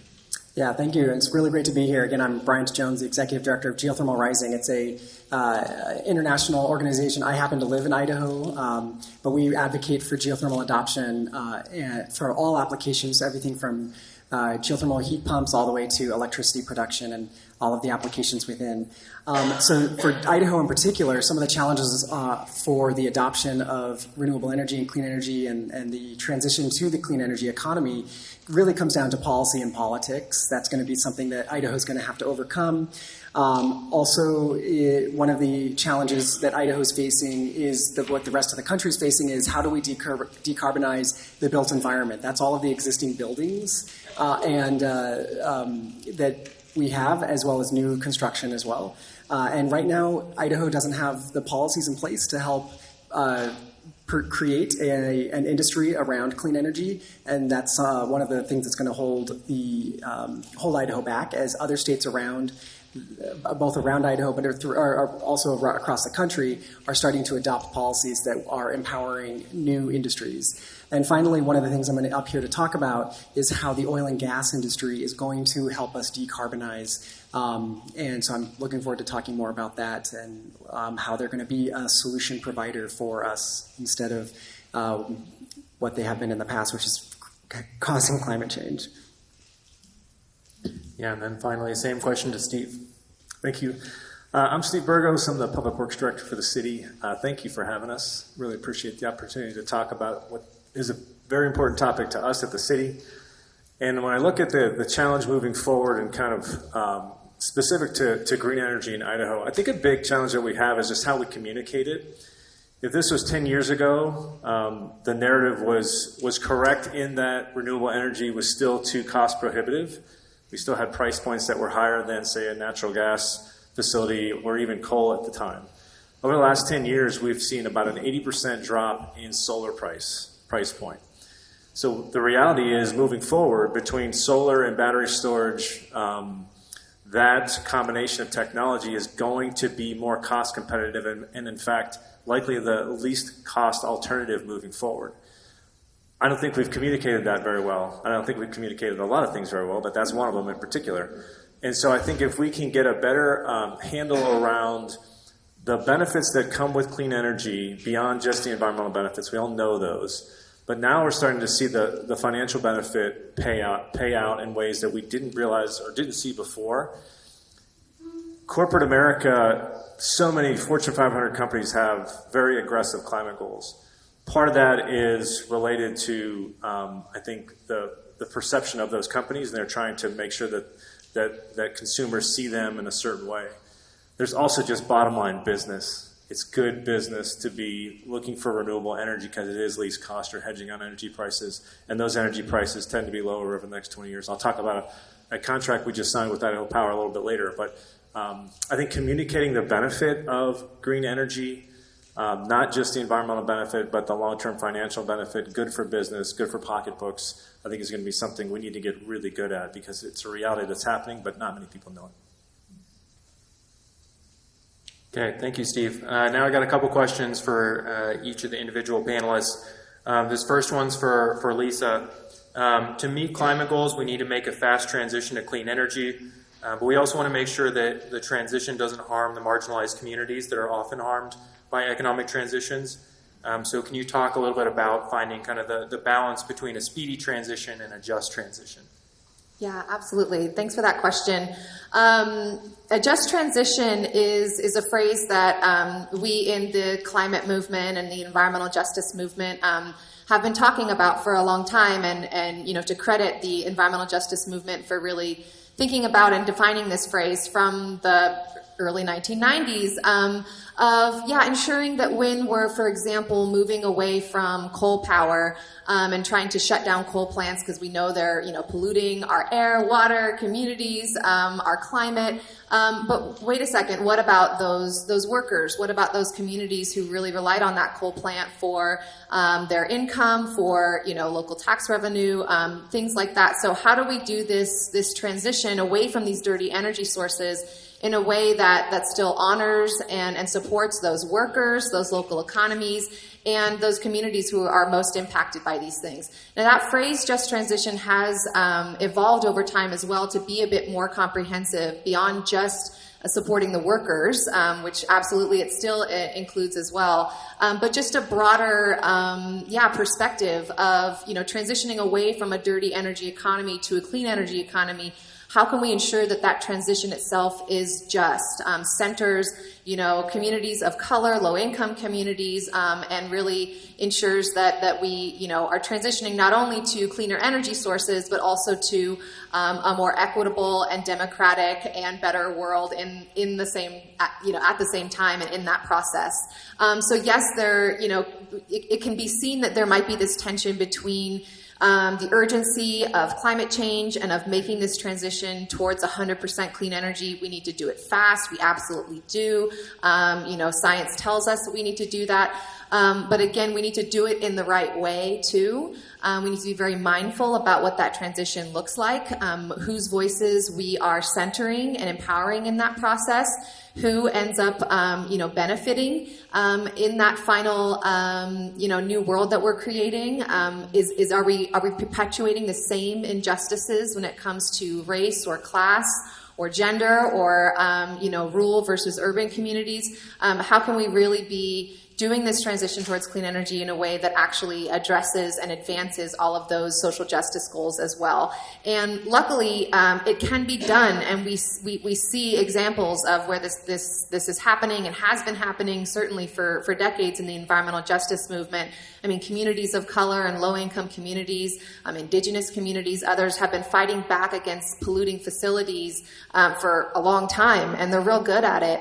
And they have, discussed a vision and put forward a vision of a better world where, again, we're not only using these polluting energy sources or other toxic sources, but we're empowering local communities to decide what they want, what they need, and that they can own those energy sources, those industries, and we can employ local workers from those low-income communities and communities of color, developing those workforce training programs. And having local policies that really advance, the voices and needs and desires of those communities, and not just, to put it frankly, not just those of rich white Americans. In the clean energy transition and movement, we've most certainly seen that is, the easiest path. We have a lot of wealthy, white Americans who are able to put solar panels on their roofs, while a lot of other communities who would certainly love to do that can simply not afford to do that. And so there's programs, there's a couple programs that I actually like to name as examples and highlight. The federal government just released the Solar for All program through the EPA, where states and municipalities and others can get these federal dollars specifically for advancing clean energy in low-income communities, communities of color, and disadvantaged communities, including tribes. But these dollars are going to help put solar panels on the roofs of low-income individuals and single-family homes, but also apartment complexes, public housing, multifamily homes. Where we can provide the amazing benefits of solar in terms of cost savings on power bills and just getting that clean energy into your electric sockets. All those benefits to low-income communities and not, again, just to wealthy white communities in America. So that's one example, and I just want to name one more, and then I could pass it on. But that Nimipu Energy is another just great example of a just transition kind of framework project that's happening here in Idaho, up at the Nez Perce tribe, where the Nez Perce tribe is developing and installing a ton of solar panels and battery storage on their reservation. in order to power their community, and it's all owned by the tribe. They're developing a network with other tribes to develop clean energy on their tribal lands, and creating a virtual, power plant network to share that energy across those areas. So just ways where we can really center and empower these communities who, yes, do often get left behind, but they can really be the leaders, and they really are being the leaders in this clean energy transition, and we need to keep that at the center and the forefront in all of our clean energy transition conversations. Can I piggyback on some of that? Yeah, go ahead. Before we move on. Yeah, absolutely. So I want to bring up one of the challenges of the clean energy transition is that it is leaving behind rural America. And examples of that are as coal power plants are starting to close down, and we have North Valmy in northern Nevada as an example, Colstrip, Montana, as urban areas such as Seattle and Portland are moving away from coal and natural gas peaker plants and moving towards renewable energies. Those communities are struggling to figure out what their economic future is going to be, and that's a challenge that the clean energy transition has not yet fully appreciated. An attempt to solve that is that the Biden administration created energy communities in the Inflation Reduction Act, and that is to help funding that be specifically directed to communities like Colstrip, Montana, so that the people of these communities can be part of this just transition as well. One way to do that is, how do you create new economies in these rural communities so that the people are not forced to move or lose their way of life? And that's something that we've heard from industry, from renewable industry companies, and from policymakers as well, people in West Virginia or in rural America, they just need to move. But those people don't want to move. They want to live where they've been for generations. And so realizing that we need to protect and validate rural Americans is something that we can do a better job of within the clean energy transition, and that's something that geothermal technologies offer. Right here in this part of Idaho, we are right here in Idaho and this part of the United States, or in the Great Basin where we're located. Hydrothermal resources, the naturally produced heat of the earth, is very close to the surface. This is renewable energy. It's geothermal. And not only does it provide the heat, it also provides cooling applications. So we can air condition buildings and heat buildings, and we can produce electricity. And what we can do is we can use the existing infrastructure of North Valmy's now closed coal power plant and the soon-to-be closed and mothballed Colstrip power plants, use the same turbine technology, the same transmission connections, and instead convert them into geothermal. The same workforce is needed to run those power plants on the surface. And then we need drillers to drill wells to get access to that geothermal resource below the ground, and that's something that the oil and gas industry is super knowledgeable about and does every day. We've drilled millions and millions of wells around the world, and one of the most frustrating things for an oil and gas driller is when they have to deal with the heat of the earth, which is everywhere. And geothermal is an everywhere technology, and it's just not. It doesn't have the great commodity piece that oil and gas does. You can't put it in a barrel and ship it like you can oil and gas, which is one of the challenges that the geothermal industry faces. But I just wanted to bring that up as an example of making sure that all communities are part of this just transition. Okay, that actually leads perfectly into my next question for Brian. I think we've seen a lot of forms of energy have become political, whether it's for good reasons or bad. They've become political, but in Idaho, at least, we've seen geothermal have widespread bipartisan support. Can you talk about why geothermal has been so popular with Republicans, Independents, and Democrats? Yeah, so in Idaho, we have our congressional delegation, Senator Risch, Senator Crapo, Mike Simpson, and Congressman Fulcher have all been proposing legislation in D.C. to support and empower the geothermal industry. We also see Bernie Sanders in Vermont and Elizabeth Warren in Massachusetts writing legislation to support and empower geothermal. The wonderful thing about geothermal is that it walks the political tightrope. It has benefits that everybody appreciates once people start learning about it. The challenge is that not very many people are familiar with all of these attributes. I've already talked about a little bit about how it provides air conditioning and heating services applications through heat pumps. We also have thermal energy networks. I mean, Boise, Idaho has the oldest thermal energy network in the world, 1892, I believe. Yes, really exciting. And it is a model for around the world. I just happen to live in Boise, and whenever I travel, talk about thermal energy networks, people are always wanting to learn about the Boise network because communities are using it as an example. Boise had their thermal energy network before Iceland did, and Iceland is usually what we think about when we think of geothermal. So there's these attributes. It not only it's a fact. Geothermal is a clean, renewable energy. Just like solar and wind. It complements solar and wind because it is a baseload energy, means it can be on all the time when solar and wind are intermittent. And as you all probably know, when the wind dies down in the evening and the sun goes down at night, geothermal is still powering the grid with electricity or heating our homes when we're wanting to have dinner with our families. But yet it uses oil and gas technologies. We need drillers, we need subsurface reservoir managers, we need geologists, we need petroleum engineers, and that workforce, that skilled, already available workforce from the oil and gas industry is needed in the geothermal industry. The geothermal industry, the companies are always calling me complaining that they don't have enough people to hire because there's just not enough There's too much demand for geothermal. People are finally recognizing it. The state of California has put out a requirement for 2,000 megawatts of geothermal because their grid cannot handle the solar and wind that is coming onto the grid. It's just a plain reality that we need a base load energy to have a stable and secure grid. And other attributes of geothermal is that it is everywhere. You can create electricity from geothermal in Maine, Hawaii, Idaho. It's just not utilized enough, and the reason is that we don't have the right policies in place to help to promote geothermal. We don't have energy agnostic policies.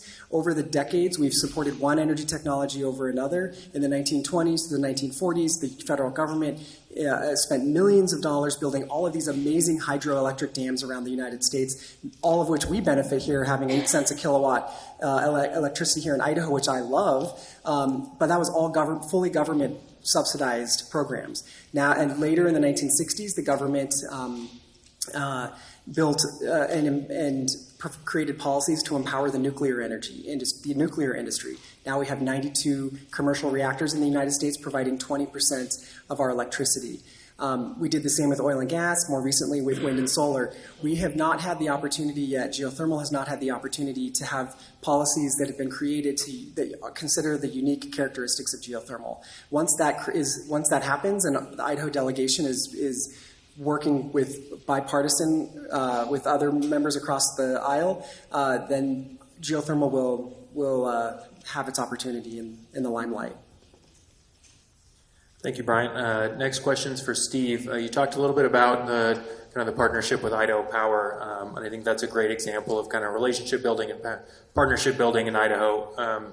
Can you talk a little bit about the recent contract you signed with Idaho Power and how the relationship seems to have evolved over the last few years? Sure. So I'll take us back maybe 5 or 6 years, and I can share this story because Lisa Groh has shared the story in forums like this, so I feel like I'm not undercutting her.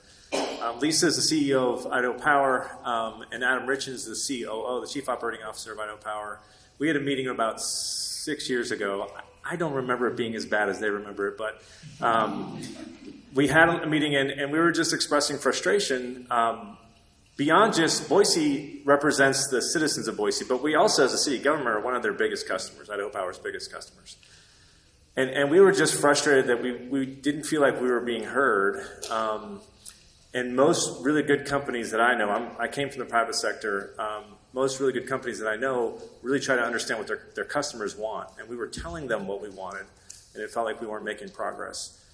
So after that meeting, so the story goes, Lisa turned to Adam and was like, wow, that guy really doesn't like us. And it wasn't that we didn't like him, we were just expressing that frustration.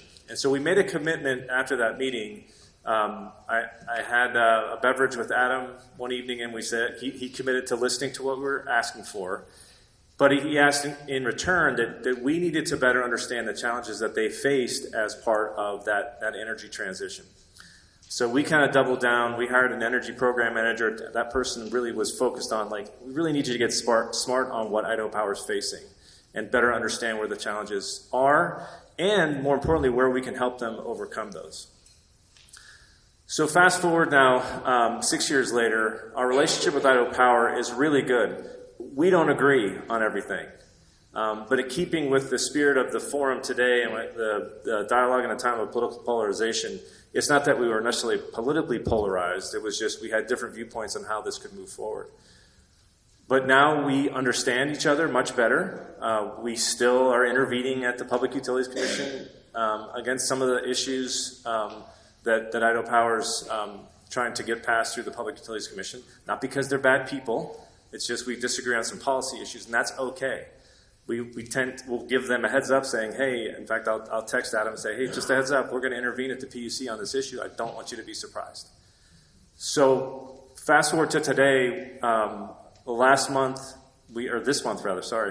we just signed a contract with Idaho Power to get access to, it's called their Clean Energy Your Way program. They just built a project called Black Mesa. It's in Elmore County. And it's a 40 megawatt solar and battery storage project. Because we were pushing on them to give us those types of products, not just us, but Micron and Meta and other folks, they built the project. We signed the contract to get access to about 10 megawatts of the 40 megawatt project. And in effect, what we're doing is hedging on the energy price. So that price that we're getting is relatively fixed, and we're likely to save money over the next 20 years. It remains to be seen how that plays out. But going back to my original point on the communication of this transition, there are benefits that are coming financially to doing these things now that really are game changers to what it was just 10 years ago, 5 years ago even. So that's just an example of, I think, what needs to be happening on all of these topics. The previous panel, I had no idea what some of that was. The ESA, I learned a ton. I took a bunch of notes. Similarly, I think if we just take the time to listen to one another and don't immediately jump into the corner of you're being a pain to deal with or you have an agenda. No, actually, I'm just trying to tell you a product that I want. And vice versa, Idaho Power is saying to us, you guys aren't taking the time to understand the challenges that we face. You want this to happen. We appreciate that. We need you to appreciate that it's not just, you don't just turn a switch. And the other thing I'll just say that, and I would encourage all of us to be thinking about this in this context. We're often asked from our citizens, what can I be doing? And I'm just a citizen. These climate issues are so enormous that I don't feel like I'm going to make a difference. I would encourage us all to be thinking about incrementalism that then you can leverage when those big disruptions happen. So an example here with Idaho Power was, as we were working towards that clean energy goal, that 100% clean electricity goal, we started to say, when that big change happens, what are the things that we need to be doing as a city to make sure that we're leveraging what they're about to do? And so we started to electrify buildings and electrify our fleet. Because in effect, when you do that, when that new clean energy comes on board, that's going to be a carbon-free building, carbon-neutral building. And so what we work on currently at the city, and this is an example of at the Idaho Power Agreement, is that incrementalism to set up your ability to leverage the disruptions that are coming, because they are coming. There's a lot of things. In fact, I have a meeting next week to talk about carbon capture and carbon sequestration. And as a city, what does that mean for us? What do we need to be doing? What do I need to tell Steve 5 years from now, right? You need to be thinking about this. I need to have that conversation with future Steve to say, hey, these things are changing and you better be thinking about this. So if you told me 5 years ago the electrification of buildings was our number one priority, I would have said no. I would have said rooftop solar and energy efficiency. But as we started to see things play out, seeing where Idaho Power is being responsive, we said, no. Those are not unimportant, but we think it's better for us to electrify the buildings so that when they get 100% clean, we're ready to leverage it. So. Okay, thank you, Steve. We're going to jump to some audience questions, so any of the three of you can take each of these. The first question is, how is clean energy, quote unquote, clean when we have a 20-year expectancy on solar panels and 10-year expectancy on wind turbines, and then they can't be recycled and just end up in landfills where they could potentially be leaching dangerous chemicals into the aquifer? So why do we consider those clean energy? Well, from an academic perspective, clean refers to whether or not it's producing carbon. What those questions are the environmental impact. Those are totally different. And what we're seeing right now is a division between climate NGOs and environmental NGOs in terms of their support for different types of renewable energy. So solar and wind do have, first of all, I want to say there is no such thing as a truly clean energy, period. But this term we use is academics get really annoyed with the term clean. But what we're seeing is there is a big environmental impact with solar and wind. They have very large surface footprints. They require critical minerals. So those don't necessarily create carbon, which is where the term clean comes from. Yeah, and I guess I can jump in. I think just, to the person's question, we can consider perhaps the environmental impacts of these so-called clean energy sources, solar, wind, these other ones that are definitely in that clean energy category for our movement and for our organization.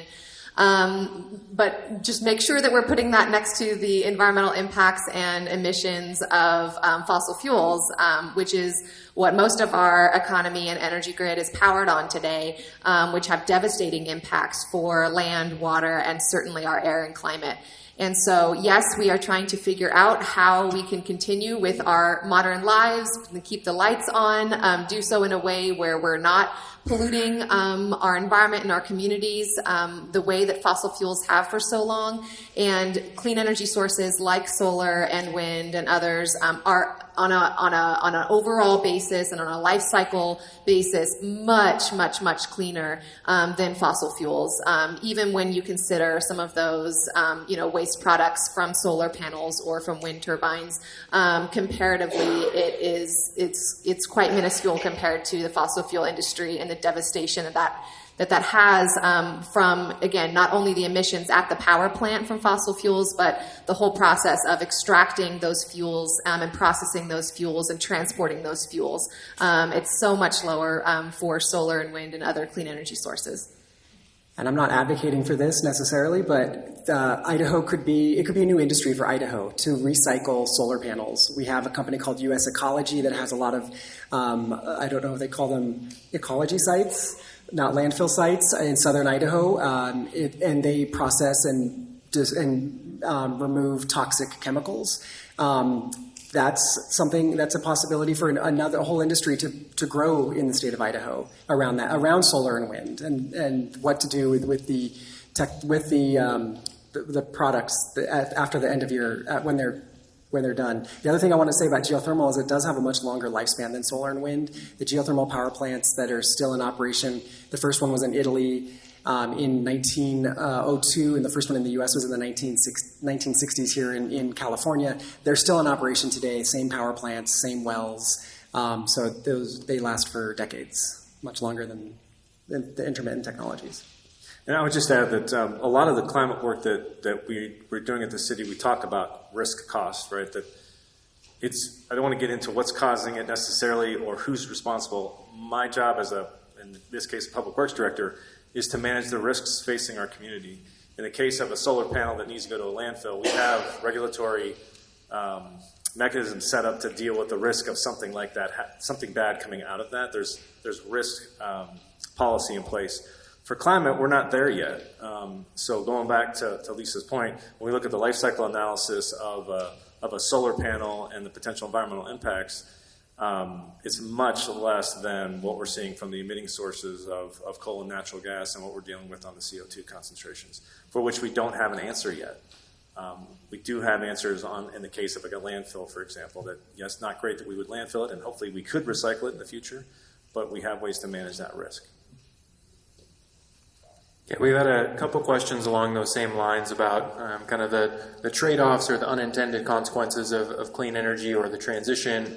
And one of them, a couple questions actually about looking at the trade-offs with something like the 4 lower Snake River dams. Would any of you like to talk about kind of how we balance hydropower versus salmon populations? I'd be happy to start.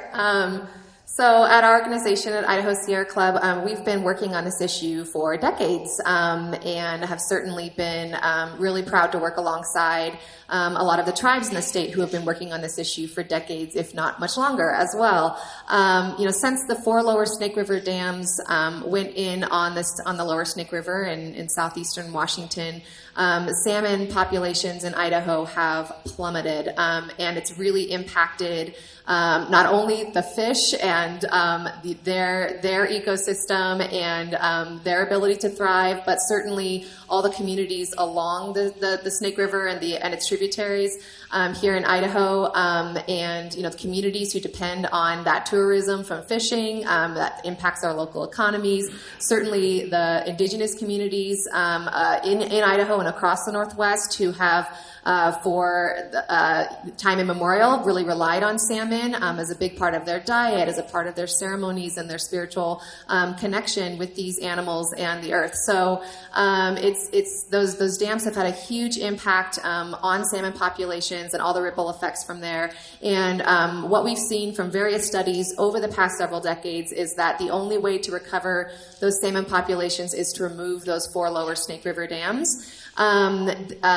There is no recommendations in that science and in those studies and in that advocacy to remove any other dams at this time. It is really just those 4 dams that have been identified as being the linchpin and the bottleneck for these salmon, and it's particularly just for salmon traveling to the ocean.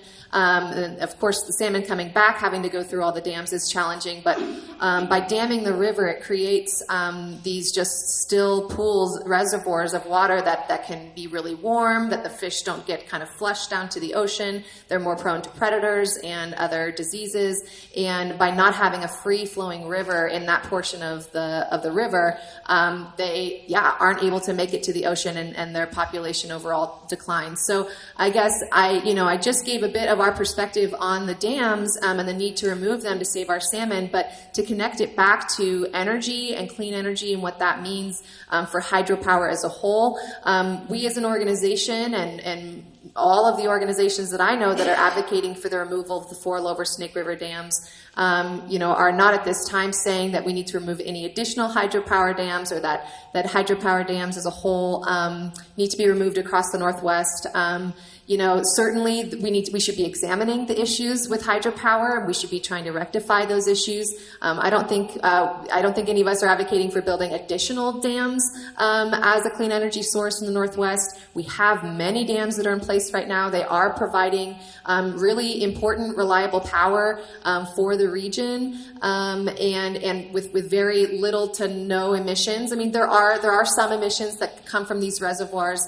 But compared to other fossil fuel energy sources, they are very clean. And so at this, we believe that removing these 4 dams in order to save our salmon from extinction is absolutely worth that effort, and then replacing that power with clean renewable energy like solar and battery storage and wind. Many studies have already been done to show that the amount of megawatts from those dams, which is actually quite small in terms of how they power the Northwest, only about 4% of the energy for the Northwest. And so replacing that energy with solar and wind and batteries would be actually quite easy. Studies have been done, it's been shown, and so all we need to do is put the wheels in motion to make that happen. I don't think it needs to be this trade-off between clean energy and something else. I mean, we can still maintain clean energy while saving our salmon. And that's a really great example of one clean energy technology having challenges with another clean energy technology, hydro versus solar, wind, or geothermal. And I just want to point out, piggyback on Lisa, the real challenge here is for policymakers to decide what do we do with that 4%. of electricity that's now gone, that's going to be gone from the grid under this proposal. What do we do with it? Do we build another natural gas peaker plant? Do we install solar? Do we build the Lava Ridge wind power plant, wind farm? That's the question, and it's really up to regulators and policymakers. Okay, we've had quite a few questions about kind of jobs and how people can get involved. And I think with a lot of students here, this is a good question to ask as we get towards the end. One person asked, what programs and internships are you implementing to get students involved in the green energy movement? What about normal citizens? How are you getting them involved in the action and not just talks? I'll jump in. We have internships at the city in our climate action program. So about 4 years ago, we formed a climate action division at the city of Boise. We have a climate action manager, and that person has 4 staff doing everything from greenhouse gas emission tracking, proposing ways to reduce emissions. That's kind of the emissions reduction part of our climate action roadmap, all the way over to resiliency planning related to water supply, working with irrigators in the Treasure Valley to try to get ahead of some of the water issues that are coming, that we see coming, starting up a recycled water program. We have an advanced water treatment pilot. We're partnered with Micron Technologies currently for our recycled water program. We're trying to test out different wastewater treatment technologies to demonstrate that we can meet certain water quality standards. I'm sure all of you have heard of the forever chemicals, PFAS, for example. A big concern for us and one we're not ignoring, and so we're trying to test different technologies on how best to remove that. We have, this past summer, we had 2 interns out there. One was a mechanical engineer, and one was she was a communication major in sustainability. So we have a bunch of internships at the city, a wide range of topics. We have engineering internships. So if you're interested, we are very interested in having you all engaged in this issue, in part because we don't have the workforce to get all the work done that's coming. And second of all, we don't have all the answers. Like our carbon neutrality goal at 2050, we can get to maybe about 80%, 85% of the way there. There's about a 15 to 20% part of this equation on carbon neutrality, and almost every city is coming up against that same, and every corporate organization that's looking at carbon neutrality is coming to that same conclusion. And so we need you all engaged. We need you developing solutions to develop the answers to these really tough questions. We recently reached out to the College of Western Idaho to start setting up programs to develop the workforce of the future. So, for example, we're about to start a recycled water program. We hope by 2029 we'll have our new, about a 6 million gallon per day facility built. We need about 20 to 30 people to staff that facility. And those aren't simple jobs. Those are folks that need to get trained up on how do you properly operate a recycled water facility. It's a very different animal from kind of the typical wastewater treatment plant.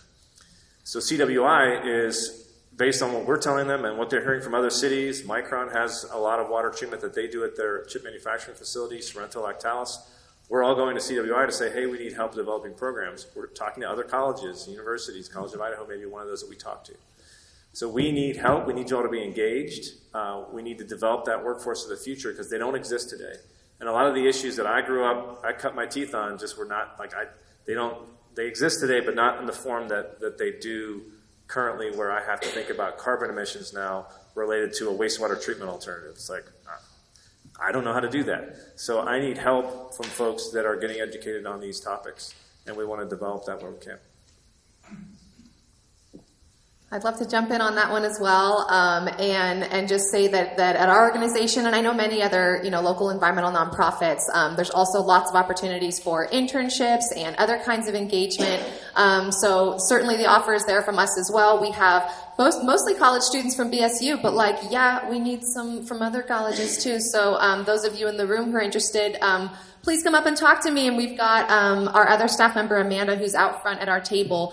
But yeah, we have, especially environmental studies students from BSU that come and do internships at our organization and get to see kind of the behind the scenes of what it looks like to be at an advocacy and activism nonprofit organization, what it looks like day to day, and how you can roll up your sleeves and help out. And if that's particularly a field or, again, nonprofit work, mission-driven advocacy, that's something that's of interest to you, it's a good way to do it, to just try it out through an internship. And then in terms of other forms of engagement, I mean, our organization is really dependent on and relies on and is really proud of volunteers that engage in our work. And maybe you've got another full-time job, but are still really passionate about this issue and want to do something to make a difference. We have so many different volunteer teams and roles and ways that you can get involved and help get others in the community involved as well. I just have to name a couple other things, like in terms of engaging young people, beyond college students that I just talked about, we have actually a whole high school student program as well called Climate Justice League that we've been hosting for since like 2016 or so at this point, and have a group of high school students from across the Treasure Valley that come to our office every Monday night and cook up some fun and creative ways to get more engaged in the climate movement and pushing clean energy in our communities and at our utilities and with decision makers in our state. So they come up with usually really creative, events and actions and ways to use art in their activism, and have done some really amazing things over the past several years. They were actually a big part of kind of the community-wide effort to encourage the city of Boise to commit to 100% clean energy a number of years ago. And just last night, everyone, there was a big hearing at the Idaho Public Utilities Commission in Boise, where many people piled into the room to testify in support of rooftop solar and keeping that as affordable and accessible to as many people as possible. Idaho Power is currently trying to do the opposite and make it harder for people to put rooftop solar on their home, on their business, on their farm, and making it more costly to do so. So we had a huge turnout at the hearing last night. About 100 people came, about 50 people testified, everyone in opposition to Idaho Power's proposal. And we had about 10 high school students who testified as well, and exercised their right to make their voices heard and shared their particular perspective and story on this issue, what it means for them, for their future, for their families. The climate anxiety that is weighing on them, and how it's so frustrating for them to see their local utility company trying to make things harder for people who want to transition to clean energy and benefit from that energy source to lower their power bills.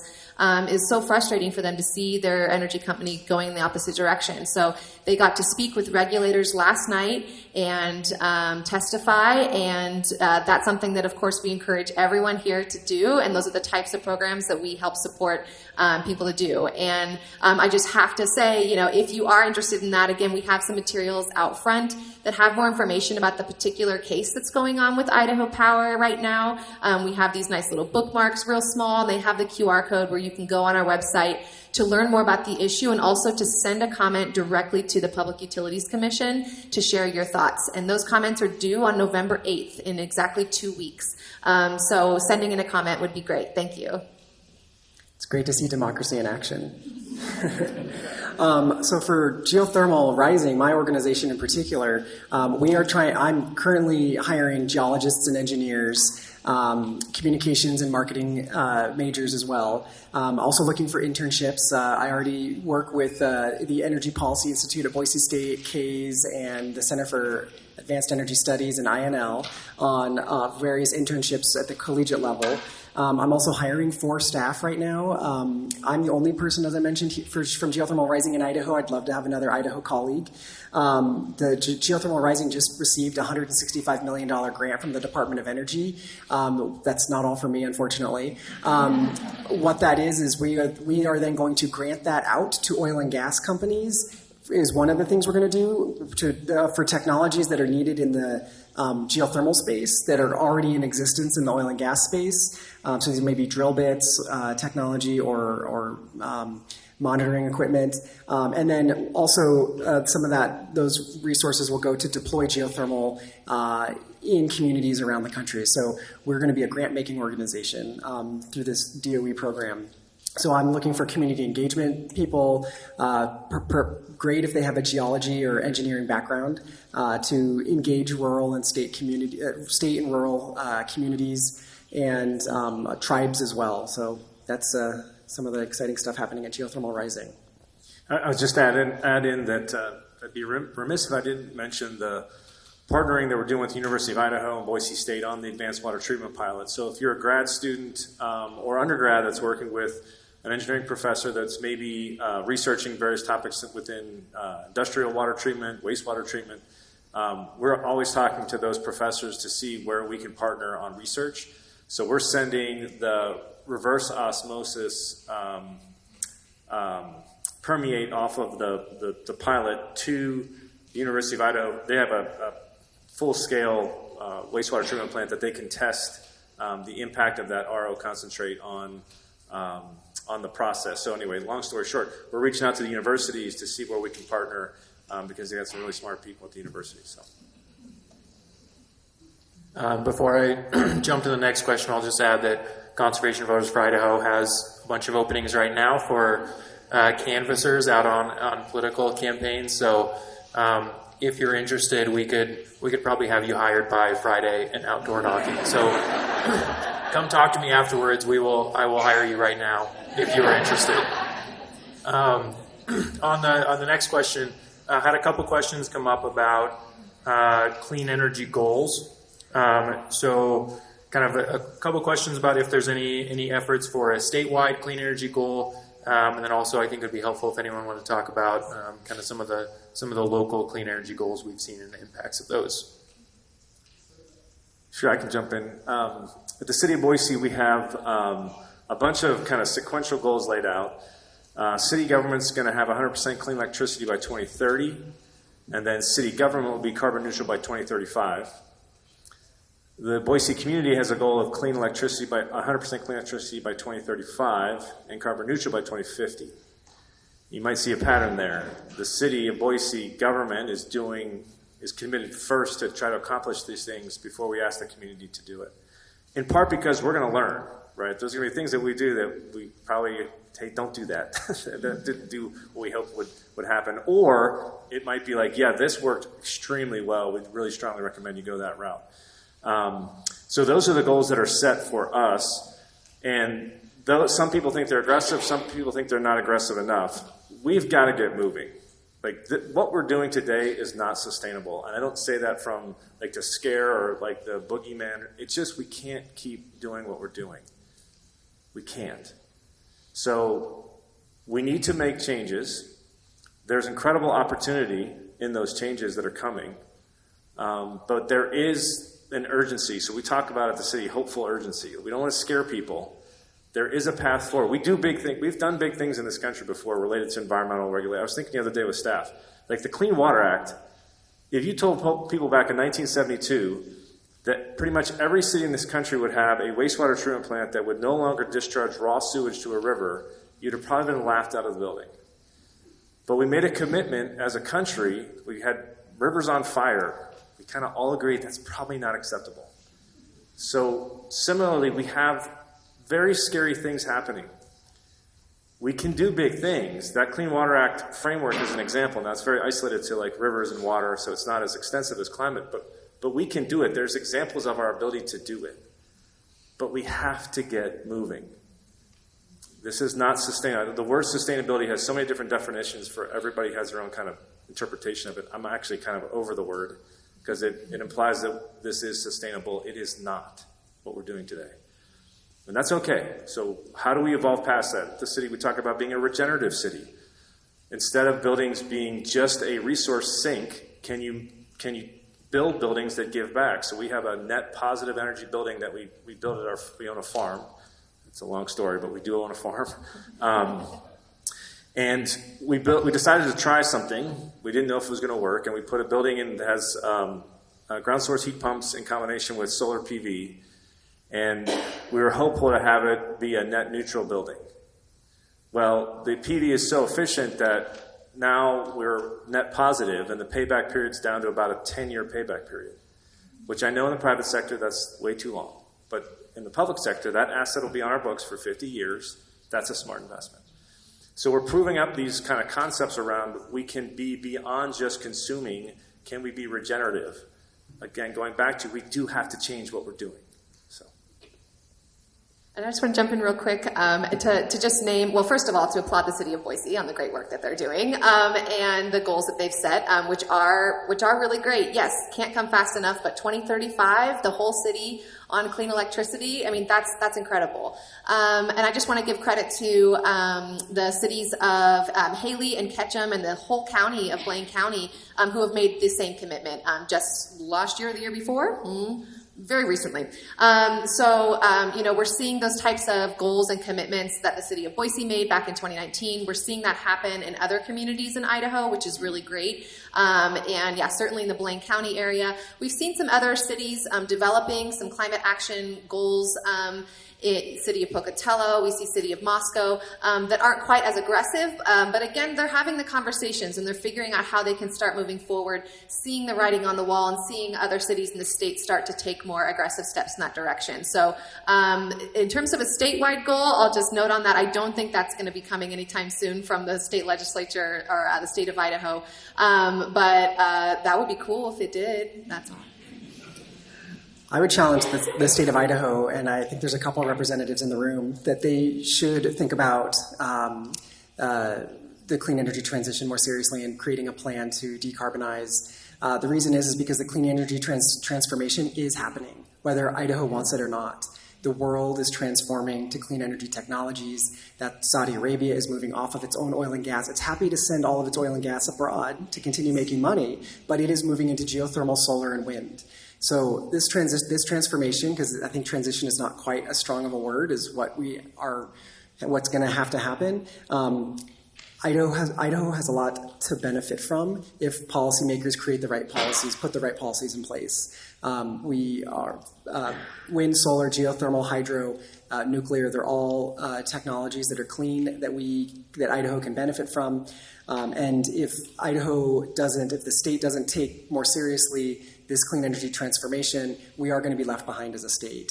To Steve's point, I lived in China for a number of years. I'm from small rural Idaho originally, but lived in China, and I can say that I very much appreciate the Clean Water Act from what was the year, was it, 1972, when I was living in China and saw the affluent just flowing straight into the rivers on a daily basis. So human ingenuity is a powerful thing. We've overcome many technological obstacles. In fact, I would argue we've probably overcome all of them that we are faced with. We've put people on the moon. We've built dams across the world. We can combat and draw down the climate crisis, but we need policymakers to start by creating unique policies for these technologies. I just want to add one more thing. The market's driving some of this, right? So we had a company reach out to us recently and said, look, if you choose green infrastructure solutions over gray infrastructure solutions, and in this case it was dealing with temperature mitigation in the Boise River, there are green solutions as opposed to building like big cooling towers and chillers. If you do that, the avoided emissions that come from that decision, there are companies out there that are willing to pay you for that because they have these carbon emission goals, and they're willing to pay somebody, whoever's creating those credits, money for those carbon credits. So there's a market evolving around this, and market sector solutions and kind of corporate America seeing the risk costs associated with climate change, and their insurers saying, please tell me you have some kind of solution or you're engaged in addressing climate issues. Because if you're not, that's a financial risk you're ignoring. And we're going to increase your premium or we won't cover you. We had an interview for our wastewater bond that we passed two falls ago. And with Moody's, one of the first questions was, do you have a climate action plan? because that's a financial risk that if you're a city that's not engaged in that, we're going to lower your bond rating. So companies are seeing this as a bottom line issue. The market is starting to drive some of the solutions. These companies are committing to these 100% clean energy goals or carbon neutrality. There's opportunities for others that are generating those to make money. So there's a market piece to this that's also really exciting that's happening pretty quickly. I'll just add one quick note that while we don't have a statewide goal in Idaho right now, between the clean energy commitments that Idaho Power has made, that Avista has made, and between the kind of the patchwork of cities throughout the state, we're actually at about 3/4 of residents are either a resident or in a service area that's committed to clean energy. So we've kind of found a way to patch it together, and it would be wonderful if we could get a statewide commitment. But I think everyone up here is kind of working to see if we can find ways to kind of patch that together at the local level. And with that, we're at time, so I just want to thank all three of our panelists for being here. Thank College of Idaho, and thank all of you. Well, welcome everybody. Each of these panelists has a long and impressive resume, and I'd encourage anybody to Google them because I could use up the whole hour just telling you about who these people are. Immediately to my left is former Governor Butch Otter. Governor Otter was the 32nd governor of Idaho, and as a Republican, he served as Idaho's governor from 2007 to 2019. Next over is Dr. Luke Mayville. He is the co-founder of Reclaim Idaho, a grassroots organization that addresses issues that are vital to the Idaho community.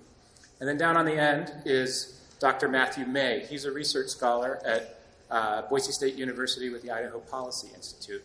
So together in this group of people, we have a depth of expertise on voting issues, on elections in Idaho, both real down in the dirt practical experience and then the scholarly experience over here, along with the initiative experience in the middle. Thank you all for your time and for the questions that you'll be able to submit to the moderators as they come around. And let's get this thing going. My very first question is for Dr. May. I'd like you to kind of level set for the room what an open primary is and what ranked choice voting is. Sure. So they're kind of referring to two different things. One is kind of the primary system itself, and then the other is more of a ballot system. So on the primary system side, an open primary is what Idaho had from 1972 through 2011. And that is where you get to make the choice of which party's ballot you're going to vote in the privacy of the ballot box, or the ballot voter booth, rather. And no record of what choice you made is actually kept. This is in contrast to the current closed primary system where there's some sort of public affiliation requirement with a political party, and everybody knows which political affiliation you are. And in some cases, there can be the requirement that you have to be a member of that party in order to vote in that particular primary election. And then there's a third type of primary system. Generally, it's known as the top two, but in more recent years, it's kind of expanded to a top four, where all candidates, regardless of party, are listed on a single ballot. Everybody gets one vote, and then the top two or the top four candidates that receive the most votes in that particular election are the ones that advance to the general election that November. And so that's kind of the three major systems. There's a fourth system called the blanket primary that was ruled unconstitutional, that allowed you to switch back and forth between political parties, which political party's primary you were voting in on an office-by-office basis. So you could go on the Republican governor, the Democratic lieutenant governor, and then back and forth at will, but that got declared unconstitutional by the Supreme Court about 20 years ago. In terms of the ranked choice ballot system, that is where the candidates are listed on the ballot, and then the voter is required to go through and note their order of preference. This is my first choice, this is my second choice, this is my third choice, and so on. And it's used to facilitate kind of an instant runoff system where if nobody receives a majority vote, 50% plus one, then the lowest vote getter is eliminated, and those votes are redistributed to that voter's next choice. And that process kind of repeats itself until somebody gets at least 50% plus one of the vote and is then declared the winner. And so that's kind of the way the system works, although where you can run into some issues, logistically, is if somebody doesn't completely fill out the ballot, then if their candidate gets eliminated, then that ballot won't necessarily carry on to the successive rounds. It's what's known as an exhausted ballot. And so you tend to see several thousand exhaustive ballots in an election because one thing voters or just people in general do is maybe they don't follow instructions to the letter every single time. As teachers, we tend to run into that with students quite a lot. But some things probably never change. Dr. Mayville, you have some ideas about what Idaho should do, and you are working to get Idaho to that point. Can you tell me what you'd like to see happen in Idaho, and then the logistics of what you need to do to accomplish it? Yes, well, thank you all so much for being here. Just 2 months ago, we began a signature drive for the Open Primaries initiative, and the organization that I'm a part of, Reclaim Idaho, is really the main organization on the ground with the signature drive, but we're part of a much larger coalition that's been very supportive of the initiative, which has been wonderful to see. We've been involved in a few different initiatives over the last few years: Medicaid expansion, funding for public schools. I just want to start by saying this initiative just feels different from the very beginning, because with previous initiatives, we believed from the very beginning that we had support from the majority of the community, but we had to go from town to town and really stir up enthusiasm in order to get something on the ballot, in order to motivate volunteers to go out and collect signatures. This time we're finding we don't have to stir up the enthusiasm. It's already out there. People all across the state are yearning for a change. People are disgruntled by the closed primary system. They feel like they're not being heard. They feel like we have too many elected officials who don't really represent the broader community. So what's happening so far is we go from town to town. We started 2 months ago with the kickoff event in Bonners Ferry, and then we've worked our way all around the state with almost 40 different kickoff events now.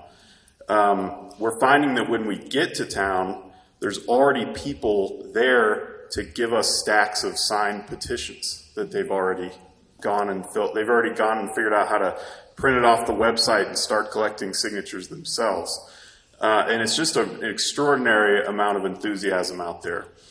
The Open Primaries initiative, Dr. May went into some of the details of what a top 4 primary, we call it a top 4 open primary, some technical differences there, but it's a top 4 open primary and ranked choice voting in the general election. And what we need to do in order to get it on the ballot, we need 63,000 valid signatures statewide. We also need signatures from 6% of voters in each of 18 different districts. Here's the good news. In just the first 8 weeks, we've already collected over 30,000 signatures. And we need, well, by the end of it, we want to get clear over 100,000. But collecting 30,000 in just a little over 8 weeks is a really good start, because we have all the way until April 30th. We're not slowing down. It gets a little harder when it gets cold out, when the chill sets in. But so we're going full speed ahead. But it's just remarkable to see people from all different parties, different political persuasions, every region of the state, people coming together in support of this initiative. And we could speak more about this, but the core of it, at the core of the entire purpose of this initiative, it's all about giving power back to ordinary voters. People argue that, is this about one party or the other? Does this take power away from one party or the other? What we strongly believe is that this initiative does not take power away from Democrats. It doesn't take power away from Republicans. What it does take power away from is special interest groups, any elected leader who only really represents a very narrow part of the population. And what the initiative does is it takes power away from special interest groups, gives it back to ordinary voters, and we can talk more about how that works. But at every step of the way, the Open Primary Initiative frees up over 250,000 independent voters to participate in the primary. That gives power back to voters. The ranked choice voting process just gives a whole lot more choice on the ballot, and that gives power to Republican, Independent, Democratic voters. And we strongly believe that when voters go to into the voting booth and feel like they're making a meaningful choice. That's what's going to lead to more accountable leaders. It's going to lead to leaders in our state who really compete for the votes of the broader community. And ultimately, that's going to mean they're going to focus on solving real problems and not just attacking one another. You're kind of retired, apart from the rodeo circuit. You're getting involved. I'm still rodeo. Apart from that, you're getting involved in a pretty fundamental change to the way that elections are conducted in Idaho. And I'd like to better understand what your motivations are, and like I said, why you're here. Well, first off, I want to thank everybody for being here at my alma mater, 1967. Anyway, I don't like where the Republican Party is going with this and what's happening to the Republican Party. I've been through 25 elections. The last 4 was with the closed primary, and it was embarrassing. When I showed up at the polls out in Star, Idaho, I had people walking up to me and saying, "Why do I have to pledge to be a Republican to support you?" I've never done that. If you'll remember, what we used to have in Idaho was a series of ballots. And if you were Republican, you went to the green ballot. If you were a Democrat, you went to the red ballot. If you were independent, you went to another one. And if it was a nonpartisan race, if it was judges, you went to the white ballot. And so you did that after you closed the curtain behind you. So nobody knew what party you were part of. And I have to agree with Luke. This isn't about parties. This shouldn't be about parties. This should be about citizens voting the way they want in the quiet and in the solidarity of that voting booth. And as far as I'm concerned, when they closed the primary in the Republican Party, they closed out a lot of people that, for one reason or another, didn't like disclosing or didn't like pledging allegiance to a party that maybe they didn't agree with 100%, but they wanted to agree with a candidate. So if you wanted to agree with a candidate, you had to go in and sign this pledge and vote Republican, and then on your way out that door, you could disavow your pledge. And so it was a sham, and it was an effort to try to build the Republican Party. But the thing that concerns me most about this is that it appears that the leadership in the Republican Party today appears to want to go to a caucus system. And that's where the hierarchy in the party decides who can run on the ballot, who can be on the ballot. If you don't, like I did years ago when they would ask me, are you going to adhere to the policies that's set forth by the Republican Conference, by the Republican Convention? And I said, I like some of them. Those I like, I'll agree with. Those I don't like, I'm not going to agree with. Well, which don't you? And I'd have to go through an enumeration of those principles, so to speak, those issues that I disagreed with. And I just think, once again, this is empowering the citizens. And this is empowering the citizens to have a right to be secret in their own choices. I want to ask Dr. May to push back on that a little bit. I have a pretty specific question, and it's a values question, and I understand you're here as the academic, but why shouldn't parties have a right to control who votes in their primary? This would open it up. Why doesn't the party get to decide? What are the pros and cons of that? Well, I think a lot of the disagreement kind of comes between what view an individual has towards the purpose of the primary. If you believe the primary is the party deciding its nominee to put on the ballot, then that camp tends to believe that should be restricted to just party members because they're picking their nominee. On the other hand, if you believe that the primary is simply the first stage of a two-stage electoral process, especially when the first stage is where a lot of the decisions or the final decisions get made. For instance, there's very few races in the Idaho legislature that are considered competitive, if you look historically, where the top two candidates were within 10 points of one another, then they're viewing it more as kind of the opportunity to have something to say. And so I think this is just there's a fundamental disagreement on what the purpose of the primary is. Historically, the courts have sided with parties in terms of the associational right, that they have the same right to disassociate under the First Amendment with non-members if they so choose. One of the ways that top two or top four primary systems have gotten around that has been that they are not necessarily determining a party's nominee, and instead they are simply winnowing the larger field down to fewer candidates. So because there's not that assignment of picking a particular party's nominee, it's withstood judicial scrutiny up to this point. But again, I think the base arguments that you have between the two camps falls back on what is the purpose of a primary. Is it to nominate a party's candidate, or is it to kind of winnow that field? So I wanted to point out just a few quick things. This last point from Dr. May, that the top four system has withstood judicial scrutiny. That's something that I would encourage people to go read about. People talk about this, whether this initiative is partisan, and as we've said, it's very much not about political party. You might be interested to learn that the major federal decision that found that top four primary systems do not violate associational rights was a decision by Clarence Thomas.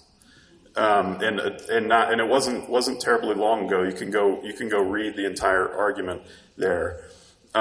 Something else should be pointed out when we talk about the history of party primaries, because what we're proposing is doing primaries a different way.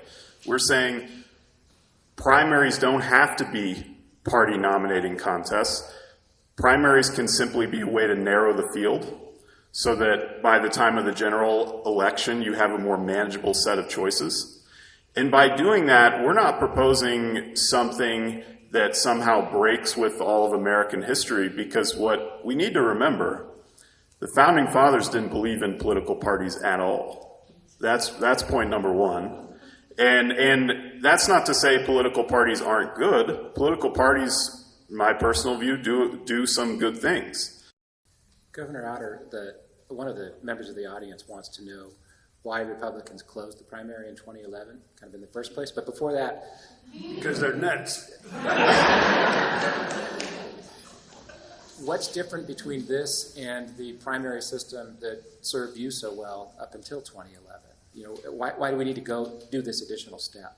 Well, first off, if your candidacy appealed to the general population, to the voters, they could go in and vote for you whether they were Republican or not. They didn't have to sign any pledge. They didn't have to get a tattoo or anything like that in order to vote for you. And I liked the idea. I was quite successful. 25 races against 49 opponents, and I did all right for 36 years. And I remember my very first primary was right here in Caldwell, where I was born, and I represented District 12 at the time, one off from you. Anyway, I went out and I worked hard. I went door to door and everything. I was young. I was the youngest. I was the baby of the house for a while. And I had to. And one of the guys I was running against, incumbent, and wasn't worried about it. And so he got beat. Now I ran I ran second in a two-man race, or a three-man race. Ralph Gines from Nampa was elected, and I was elected in the primary. And then we both were successful in the general. But what happened is there was a conspiracy idea that consumed some of the people in the legislature. And those Democrats are going in and getting a Republican ballot secretly, and they're voting for the weakest Republican that I'm running against. And so that's what they're doing. They're trying to choose the weakest Republican so that the Democrat can then beat me. And I argued with all the leadership at that time. And I just said it's crazy. In fact, I lost a great chairman of the Republican Party Kirk Sullivan, Kirk Sullivan. Raised more money, elected a lot of candidates, and just did a tremendous job. And when Benny Sursa and I came out against the closed primary, why? Because we were in the middle of a lawsuit at the time. It hadn't gone to the federal judge yet. And so I went to Kurt, and I said, Kurt, don't push this lawsuit too fast. Take your time. And then we went to Sandpoint to the 09 convention, and they voted Kirk out and put one of their guys in. And as a result, then the party came out. I'm not crying. I just got a winky eye. My wife says I'm so conservative I only cry out of my right eye. Anyway, it was a self-serving move, I thought, by a lot of uncertain candidates. They didn't have the confidence in themselves. They had to eliminate some of the competition. And however they could do it, I felt that's why they did it. And it was the wrong thing to do. Well, one of the criticisms against your initiative, Dr. Mayville, is that it's advantaging Democrats. You just heard the closed primary advantage certain Republicans. Push back or tell me what you think about that. Well, it's a baffling criticism, really, and we should be clear. It's not as widespread, but there are some Democrats who've made the same criticism, saying this advantages Republicans. So as you kind of get it from both sides, and in both cases, it's just not true. And the clearest evidence that it's not true is that the state of Alaska implemented the same system we're proposing 2 years ago. They passed it by voter initiative in 2020, and then in 2022, they had an entire election under the top four system. And they elected the same number of Republicans and the same number of Democrats. Just about. It was roughly exactly the same in terms of the party makeup. Now, there was a high-profile case of Sarah Palin losing an election, but it's really important to understand that she did not lose because she's Republican. She lost because she was not the most popular candidate. She lost because she didn't do a good job of appealing to the broader community. And that's the essence of what this reform is all about. It doesn't favor Republicans. It doesn't favor Democrats. It favors candidates who really try to go out there and appeal to the broader community, talk about the problems that are in real people's lives. And that's what we're seeing in Alaska. So even though they elected the same number of Democrats, same number of Republicans, we're seeing some big progress on things like adequate funding for public schools. And it's across party lines. And these are exactly the types of things we need here in Idaho. For too long, ever since we closed the primary, we trended more and more towards electing leaders who really only represent a narrow point of view. And by the way, we talk about special interest groups because it turns out that in a closed primary where very few people vote, it's a lot easier for special interest groups to have a lot of influence. Because if you have unlimited amounts of money, like for example, we were talking about in the earlier panel with some of the pro-voucher interests, it is a lot easier to sway the votes of a tiny group of people in a closed primary than it would ever be to try to appeal to the broader population. So this reform is all about creating a system where all the incentives, if you're trying to get elected, or if you already have power and you're trying to get reelected, you're going to be incentivized to appeal to the broader community, not just to the tiny number of people who vote in the primary, and definitely not just to the special interest groups who have a lot of power in those primary elections. Dr. May, we heard an example from Alaska, the Sarah Palin example from Alaska, which is always a sketchy one to run with. But we've also experimented with this in Maine, and I wonder if in your research or experience you've seen implementation issues, voter confusion issues, or election integrity issues in those jurisdictions that have gone to this type of model. I think with any election system or ballot system, one of the difficulties is getting enough points of data in which to draw meaningful inferences. I think particularly with the ranked choice ballot, we've seen it implemented at this level too few times that we can conclusively say one way or the other that this is kind of the benefit of this system or this is the likely impact. I still don't think that we necessarily know the full range of impact of the closed primary in Idaho, and we've had that for going on 12 years now with 6 elections under our belt. I know that here in Idaho, the first 3 closed primary elections continued the downward trend of voter turnout that had existed over the last decade. The most recent 3 shot voter turnout above 30% for those 3 years, which was the first time it had crossed 30% since 2002.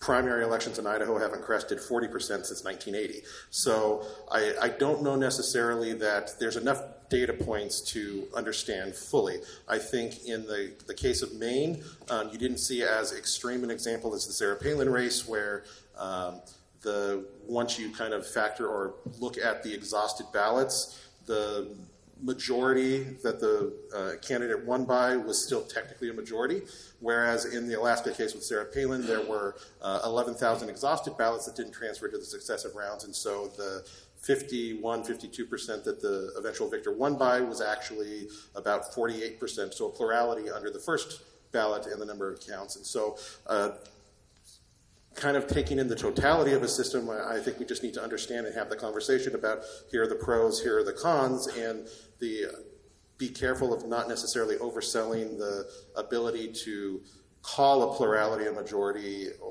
and just instead kind of keep it more grounded on what the full picture is. But in terms of the long-term effects, I think it's still too new of a system being implemented at this level to know one way or the other kind of how it ultimately shakes out.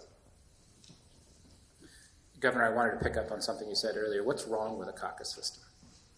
Well, you really take the authority for selecting the candidates out of the hands of the people.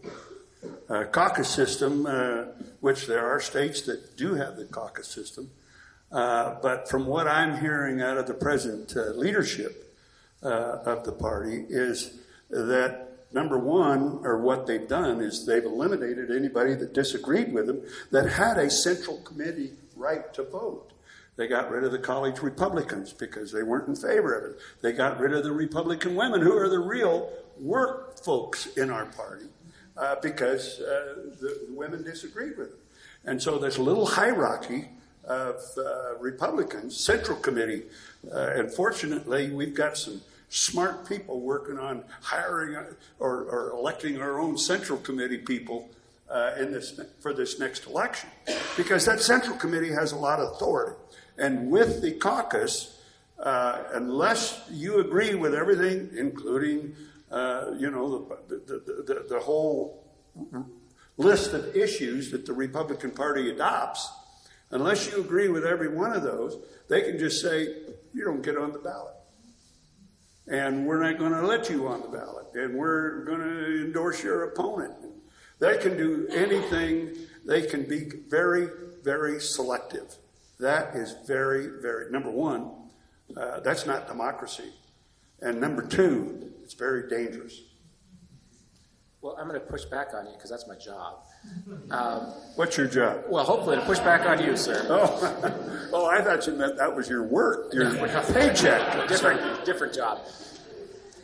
That sounds to me like a party struggling with its identity, trying to coalesce around its values, and fracturing and possibly later re-amalgamating into what that party will be. That doesn't sound like a topic of democracy. That sounds like a topic of party politics. And although there are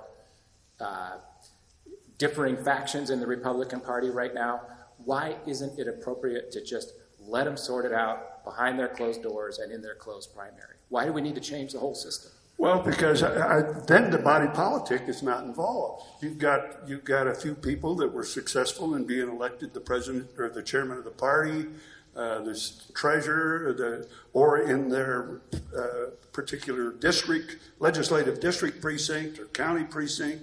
You've got those people then that are making the decisions for the selection so that the decision can be made. But there's something you said, Doc, that I want to remind you of. In 1990, I was the lieutenant governor, and I presided over the state senate, 21 Republicans, 21 Democrats. So for those people that suggest, these things have always favored the Republicans, not true. Because I voted, this was the first time in 100 years that had happened. But I voted more times in the first 2 weeks than all the lieutenant governors before me voted put together. And it was fun. Butchie was king. Anyway, I was a majority of one. I like the competition. I've always enjoyed campaigning. And whether it's in politics or anything else, I enjoy the competition, and competition is what builds perfection. And I think that one of our problems right now in the Republican Party leadership is they need to be stronger than their excuses, and they're not. You're going to get some applause for that.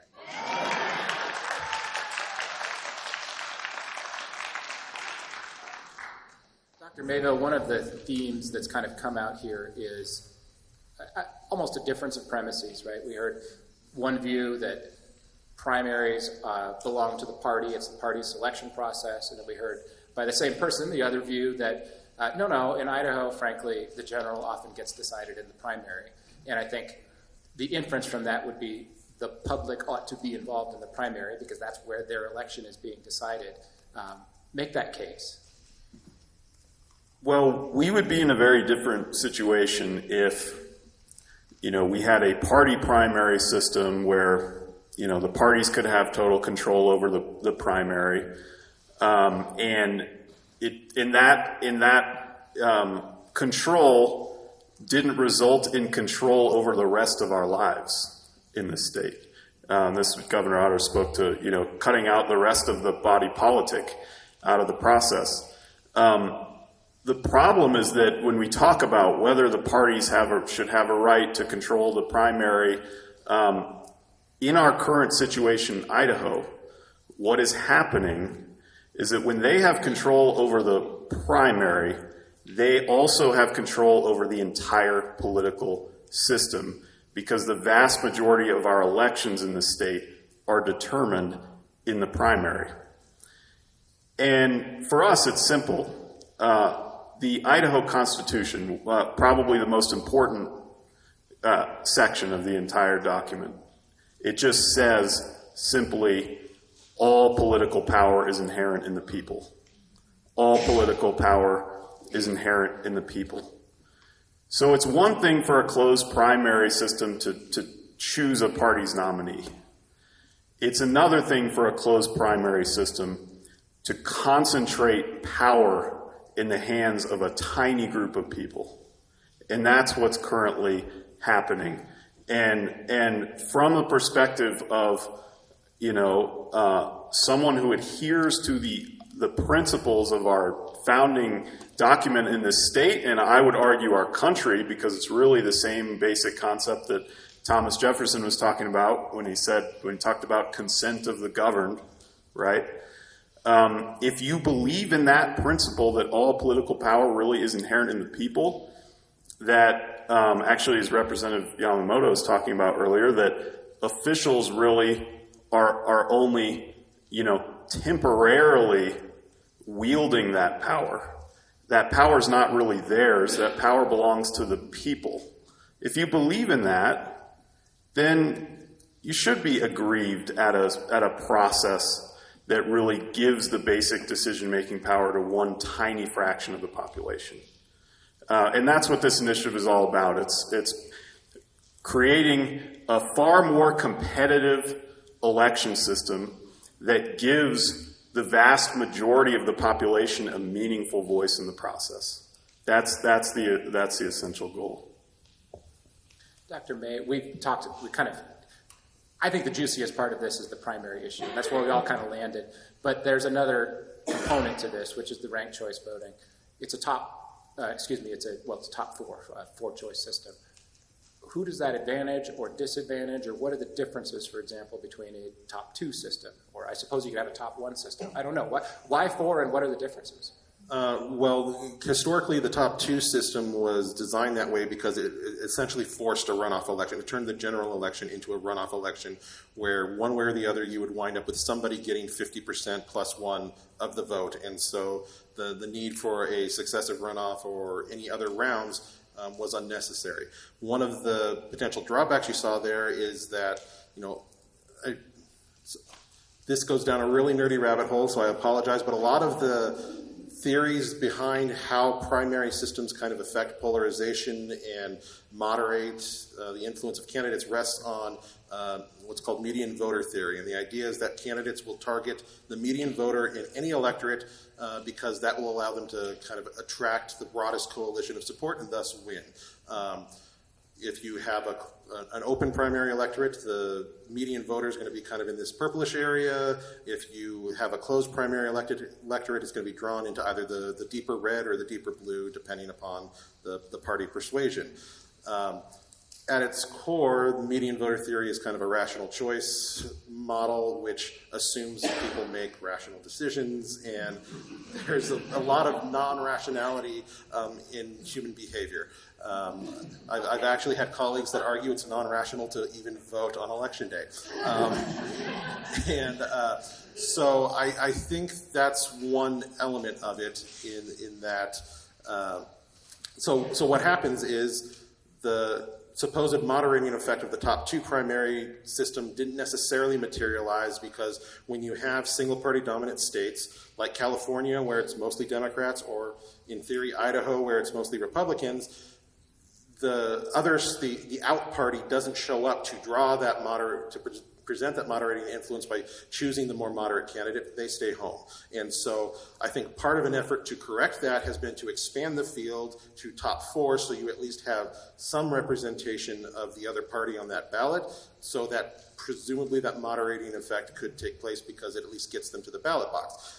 But again, I think the top 4 systems in general are kind of too new in order to know whether that's actually the case or whether that's the hope. But I think that there's been kind of a lessening in recent years. I was in Chicago for the Midwest Political Science Association conference earlier this year, and several very interesting panels on primary systems, and I think they were kind of downplaying the ability of primary systems to overtly affect the polarization levels because of the various factors that come into play.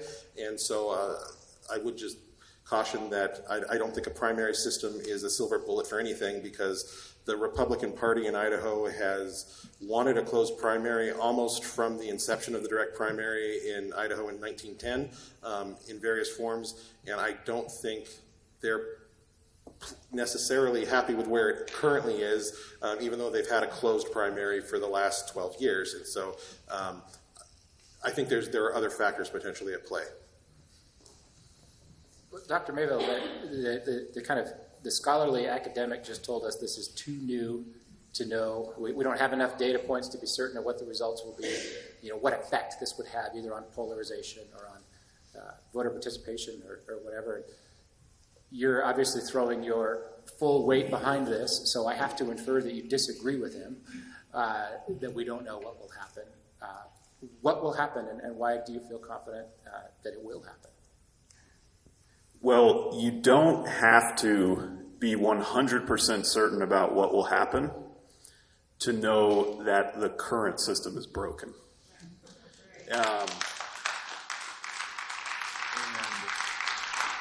We're not speaking in abstraction here and figuring out what is the perfect system that we could have. We're talking about 2 alternatives: the reform we're proposing and the status quo.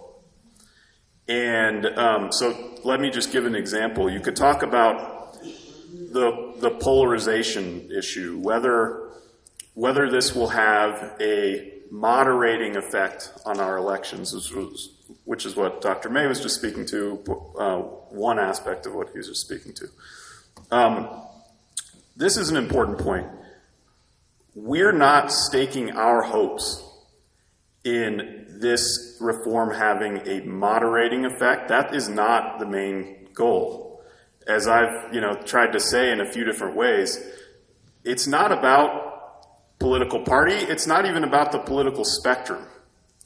At its core, what this reform is about is giving more power to more people.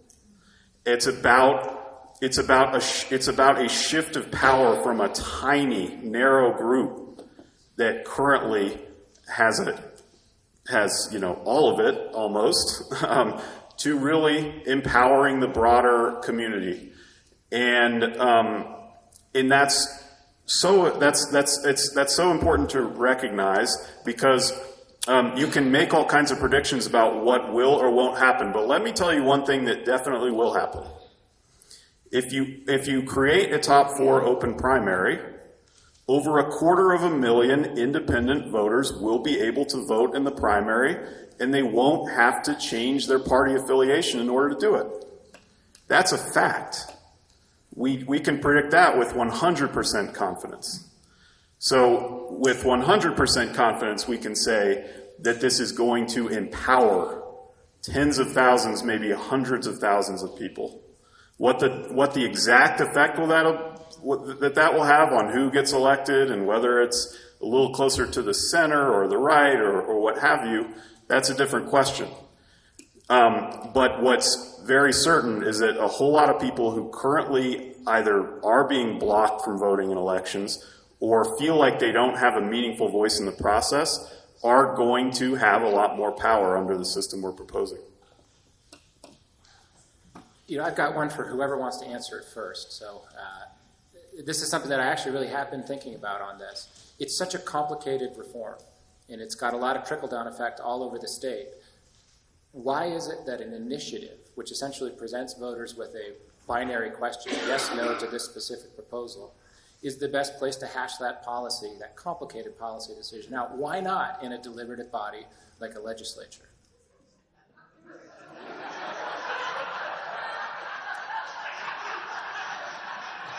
Some would say that's like trying to ask the arsonist to put out the fire.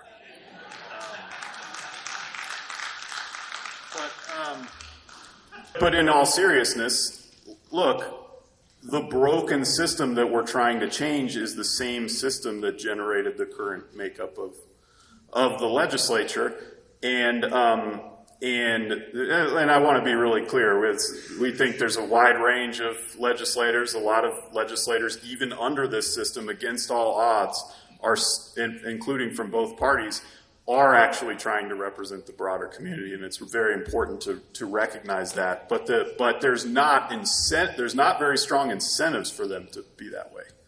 All the incentives point to, I need to get reelected by appealing to a pretty narrow set of people who vote in the closed primary. So given that the broken system that we're trying to do something about is the same system that actually constitutes our current legislature, there's no other way around it other than to appeal to the initiative process.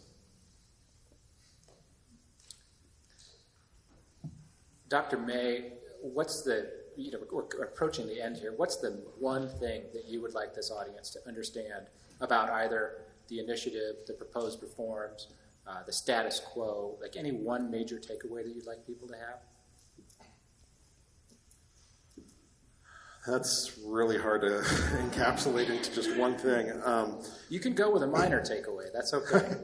I think what's probably worth noting is that Idaho has experimented with its primary system quite a lot over the 113 years that we've had a direct primary. The very first primary had a preference ballot where voters had to mark their first and second preference. It was counted a little differently in that if somebody didn't have a majority with the first ballot, their second choice ballots were added to that total, and then kind of the determination was made. But in 1910, it took the state a long time to count those ballots under that system. It took Ada County 8 days to count under that system.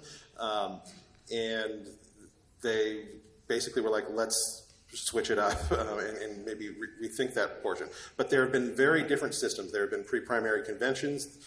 There have been kind of two-stage primaries where if you didn't get over 50%, then there would be a runoff, but in order to vote in the runoff, you had to have voted in the first stage of the primary. But for the most part, there have been a lot of different reforms, and certainly I think the Republican Party has wanted a closed primary for a long time, dating back to that first decade of the primary. But part of the reason that I started studying the primary systems was that I don't think the scholarship is robust enough that we know the impacts of if this system, then what. I think there were a lot of gaps in the scholarship in that area, and so that was partly it was serendipitous that Idaho switched right at the time that I was writing my dissertation, and so I had an active case study right here to watch, and every election was one new data point, and now I'm up to 6. So I still think that we know some of the effects. I think that the closed primary has not necessarily lessened inter-party Republican-Democrat fighting, but has increased kind of the intra-party fighting, where Republicans are fighting amongst themselves. You've seen a much higher incidence of incumbent challenges, a much higher incidence of those being competitive, and a higher incidence of those being successful. So I think we're still kind of feeling out what the impacts of the closed primary are in their totality, and I think that that's the case for virtually every primary system out there, and so I'm going to continue watching them. Governor Otter, same question for you. You've done a lot of campaigns. What's the takeaway message from you for this audience about this proposal? Well, the question, the whole question, and the results that go around studying data points, they'll tell you what, but they won't tell you why. Because that why, when that curtain closed behind that voters, that was the why.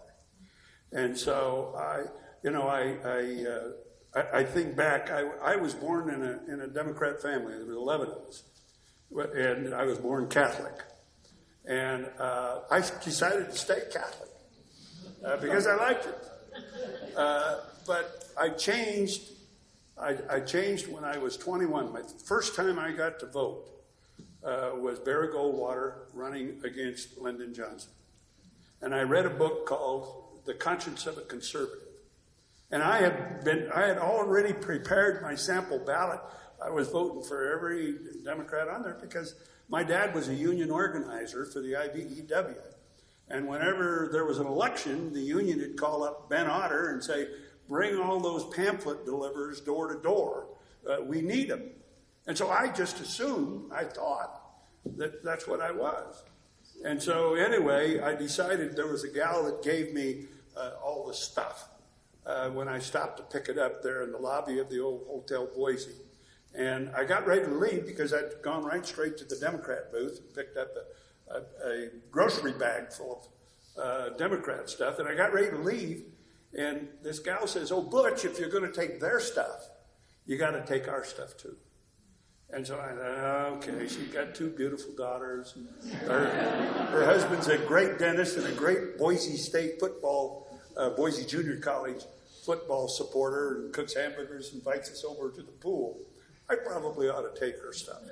So I went over and took her stuff. Like I said, I went through all the information in the Democrat bag and wrote it down on my ballot. And then I thought, I know that she is going to ask me questions next time I'm over there for a hamburger or swim in the pool. So I dug through it, and I found this book called The Conscience of a Conservative by Barry Goldwater. And I thought, I'll just read the acknowledgments and the introduction. And so I did. And then I read the whole book. And by 2:30, 3 o'clock in the morning, I decided I was going to become a Republican. And that broke a great tradition with my family because they were all Democrats. And I'm not sure they voted for me. Did that answer your question? It did, yeah.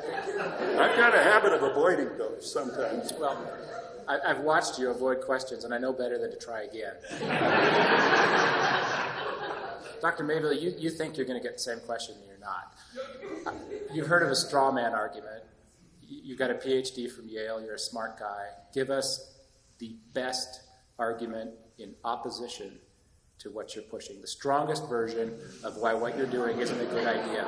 And you can then refute it afterwards if you'd like. But I'd really like to hear the best case, because I've heard a lot of, this is going to empower Democrats, this is going to ruin the country, this is going to destroy everything, this is socialist from Europe. Those aren't serious arguments, but there must be serious arguments in opposition to those. What's the best one, and what's your response to it?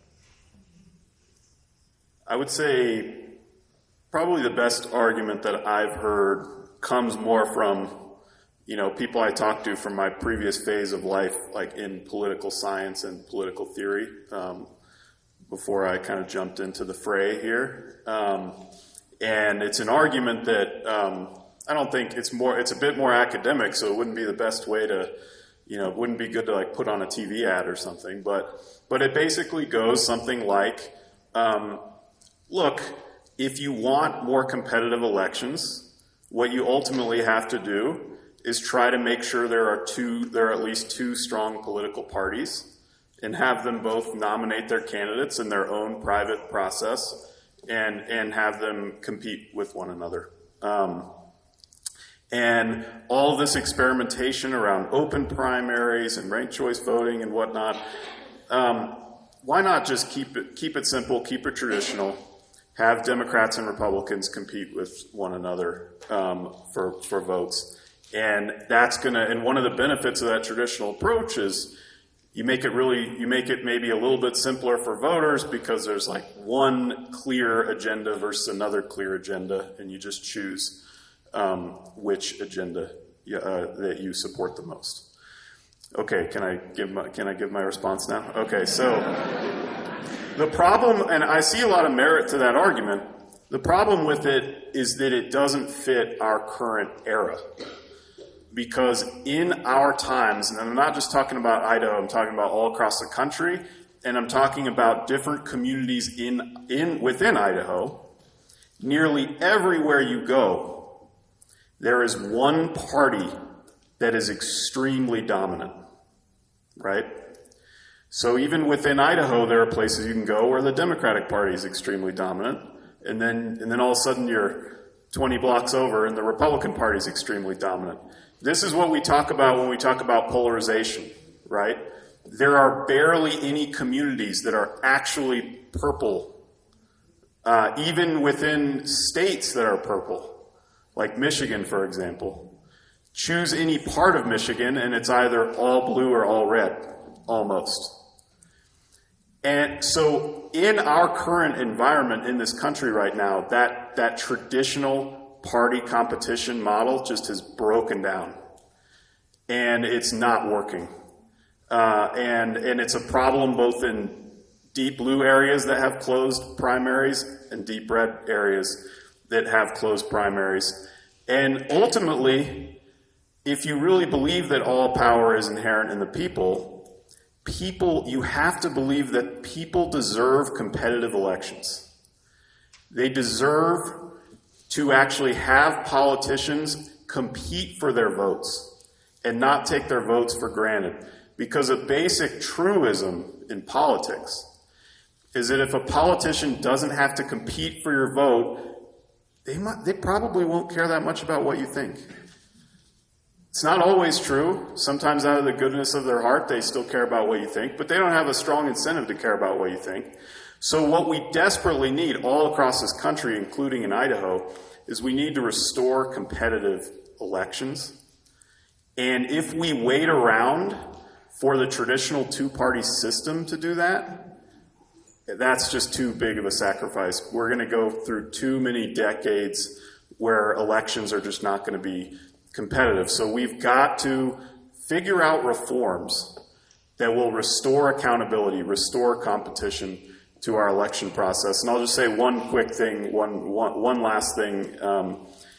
The good news here for all the challenges that we face is that we really have been here before. About 100 years ago, right, there was all across the American West, including right here in Idaho, there was a real deep concern that we had a crisis of accountability, that our legislative leaders were way out of touch with the public. This is in the, around 1910, 1911. People were deeply concerned that robber barons had basically captured state legislatures. Special interest groups that represented monopolized industries, railroads, things like that, had basically taken over our legislative system. Party bosses were just controlling everything. So the people of Idaho decided we're going to do something about it. We're going to reform the system. And what they did is they passed a major constitutional amendment that created for the very first time the citizen initiative process, the citizen referendum process, and the recall. And that reform brought so much more genuine accountability to the political process. It really gave power back to the people. And that is such a cherished tradition in this state. When we see a real crisis of accountability with our leadership, we don't just throw up our hands and, wait for someone else to do something about it. We haven't been afraid to actually stand up and demand reform. This is something we've done in the past, and we can do it again. The folks, please.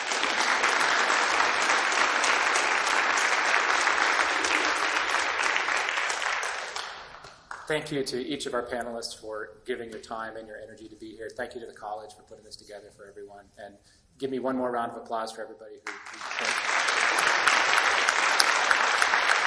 Okay, before anyone leaves, we're so close to the open bar and food.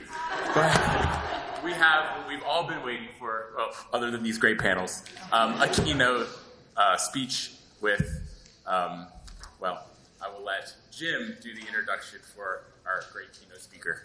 Thank you, everyone.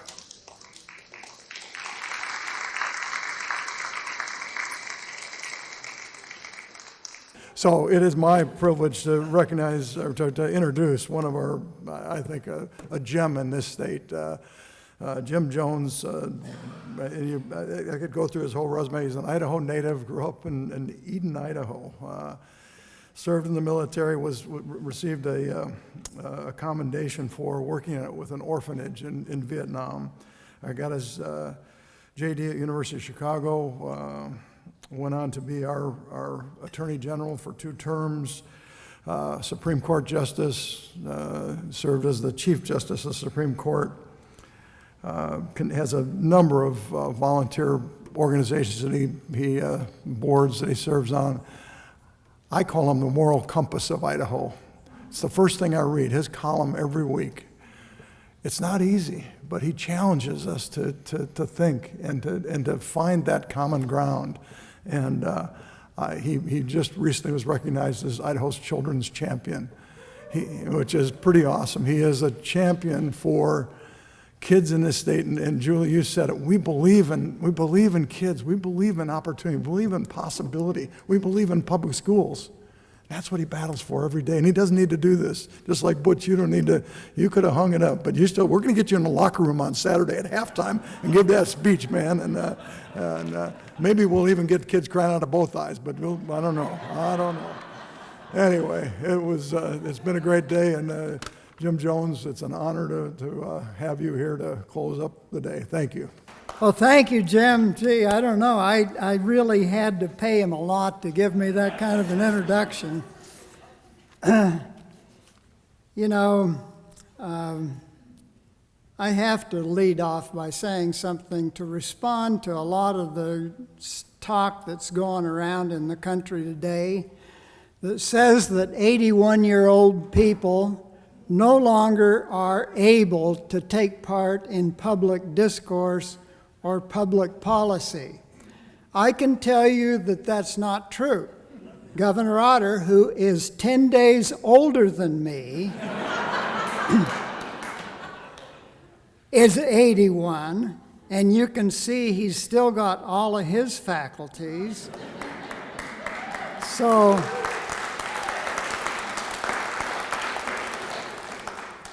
I would urge you, I mean, we're just like anybody else. We get up in the morning, we drink our Metamucil and oatmeal, and we're good to go for the whole day. Well, you know, I met Butch Otter. He had been in the legislature before this, but I met him in 1978 and got to know him a bit because we were both running for public office. He was running for governor. There were 6 in the race, and as it turned out, not the best won the race. Not the best candidate.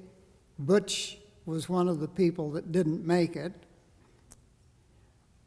I was running against George Hansen, and nobody knew me, but I ended up getting just under 45% of the vote. Mostly that was anti-George vote.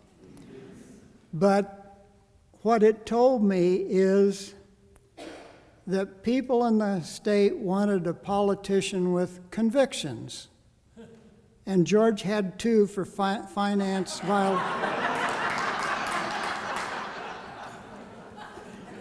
But you know, it's interesting to think of what might have been the outcome of the governor's race and the congressional race if we had had the open primary system at that time.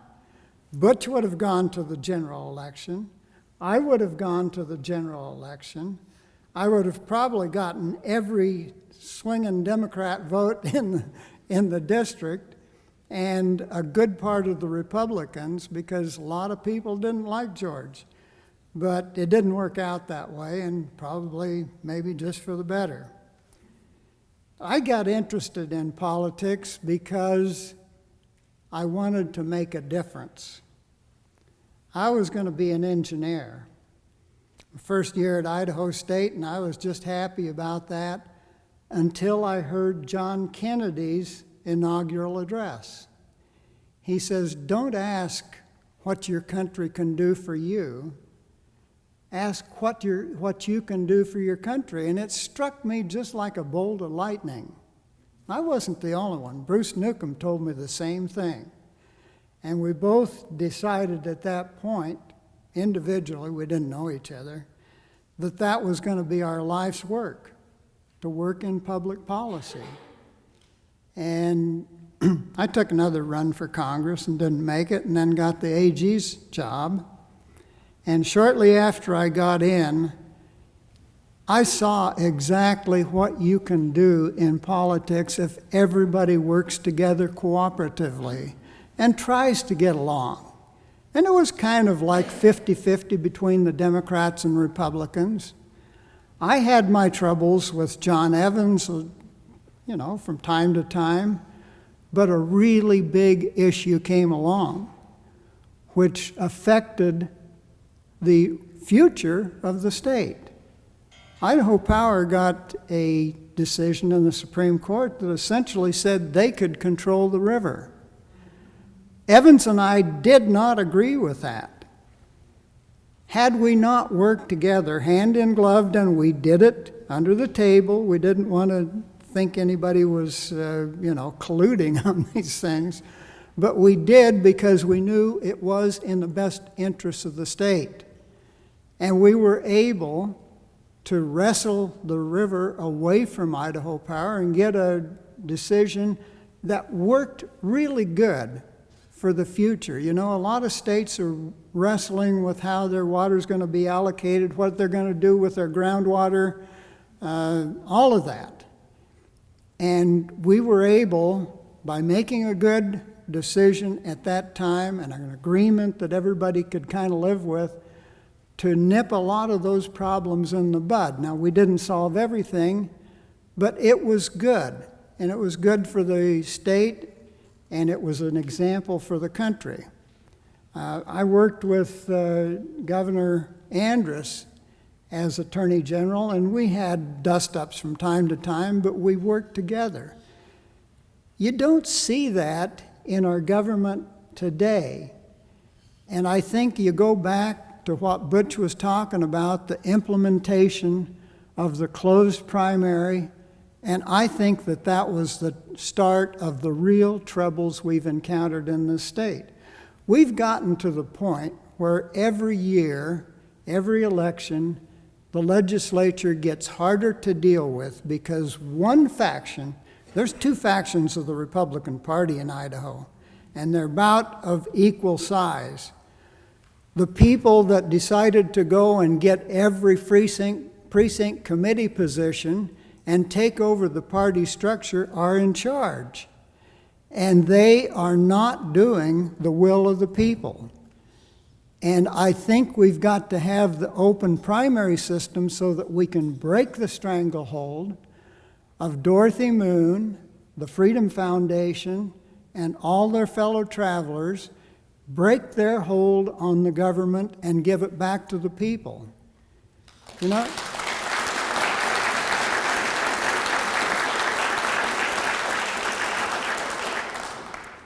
You know where we are right now?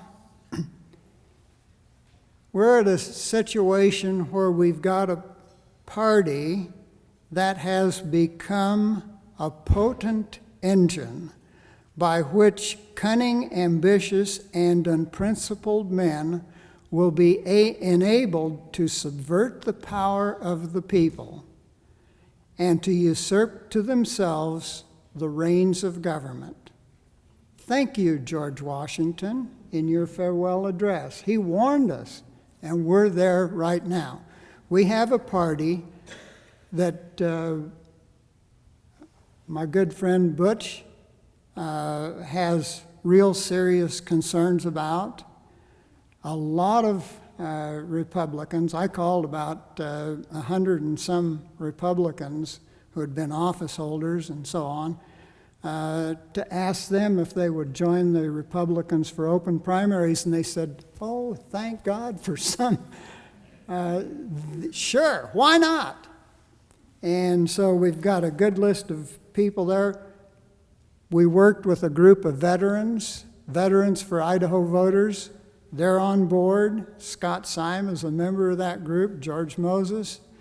Veterans who say this: we put our necks on the line for our country. We ought to be able to vote in any damn election we please.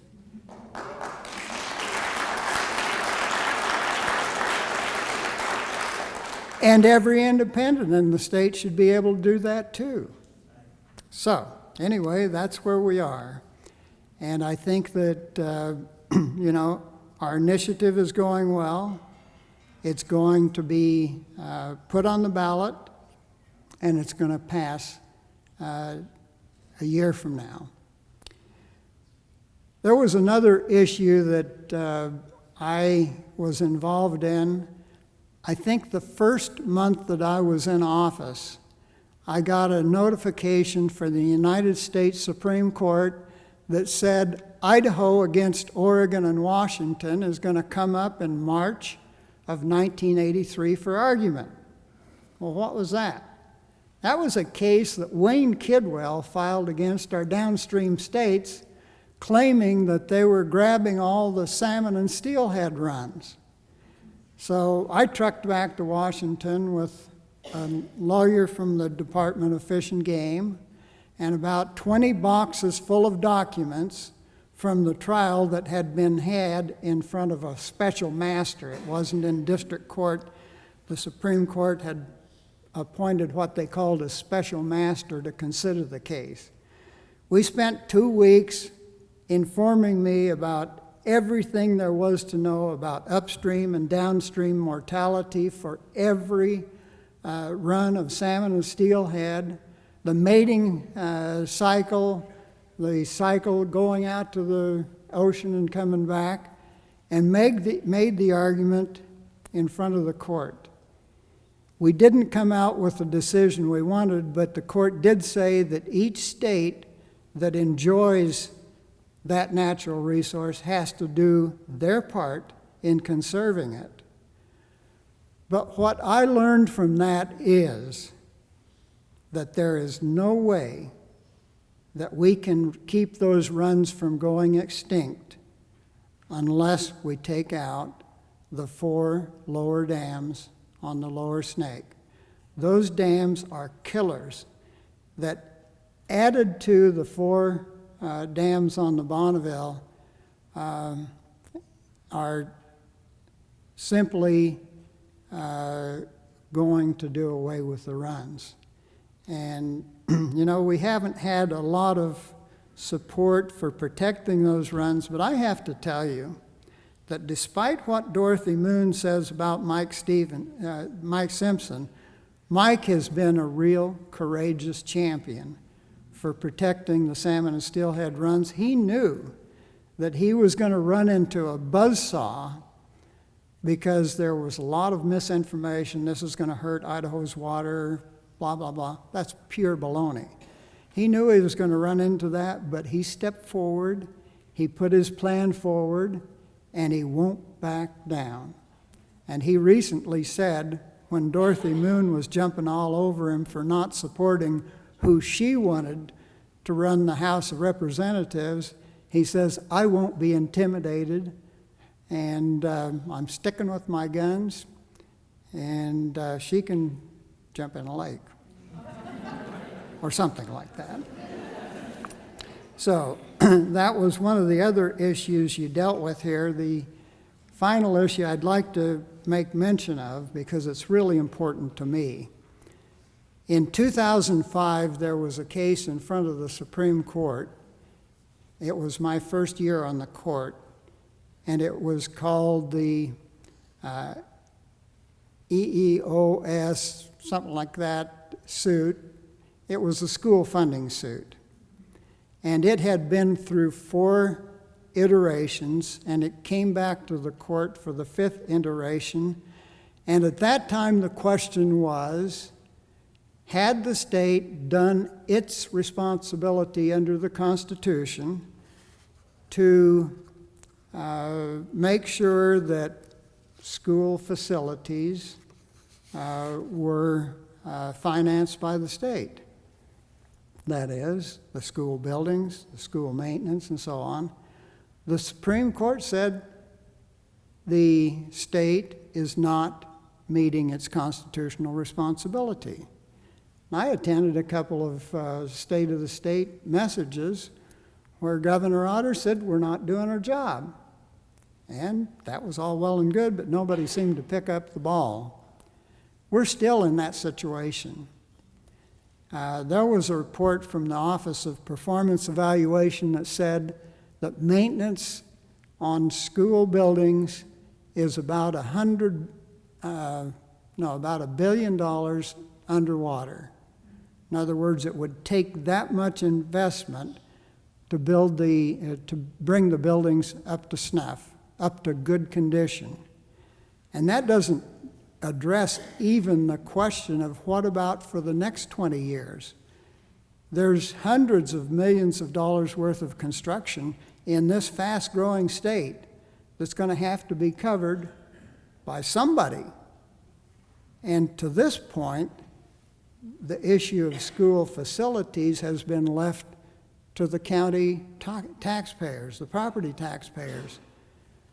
In its decision in 2005, the court said that shouldn't be. It's the state's responsibility to pay those funds, to pay that money, to build the schools, to maintain them. So I will posit this, that if we have a legislature that comes into town and decides, even in the situation where we're not adequately paying for school maintenance and school facilities and construction, if they come into town and they don't do a more adequate job of stepping up to the plate and meeting their responsibility, if they take some of that money and try to foist it off on school vouchers, that will take it away from public schools, and we've seen these voucher programs elsewhere, They are vacuums for state money, and they don't give kids the kind of education they need. They put education in the hands of private parties, maybe for-profit groups, that will destroy our local school districts out in the hinterlands, the rural school districts, and it won't be good, and it will open up the state coffers to funding parochial schools. Because if you fund private schools, the U.S. Supreme Court in its grand wisdom has said you also have to give money to parochial schools. So if that happens, I can almost guarantee you that if the legislature doesn't step up to the bat and do away with school vouchers, just knock it in the head, step up to the plate on funding of school facilities, that there will be a lawsuit. I can't tell you who will bring it, but I think I'll find a lot of good volunteers. So, anyway, that's a stopgap. The real answer to fixing all of the state's problems, you don't want to have to deal with this problem, closing down the libraries and then, doing all this transgender stuff and so on and so forth, dealing with a lot of stuff that isn't really a problem in Idaho. You won't have to, run around putting out a little fire here and a little fire there. You just change the system, and you make it so that everybody can have a say in the election of people who will take those important public jobs. And I can tell you this, there are a lot of people behind it. Nobody is doing more for the Open Primaries initiative than Dorothy Moon. Bless her heart.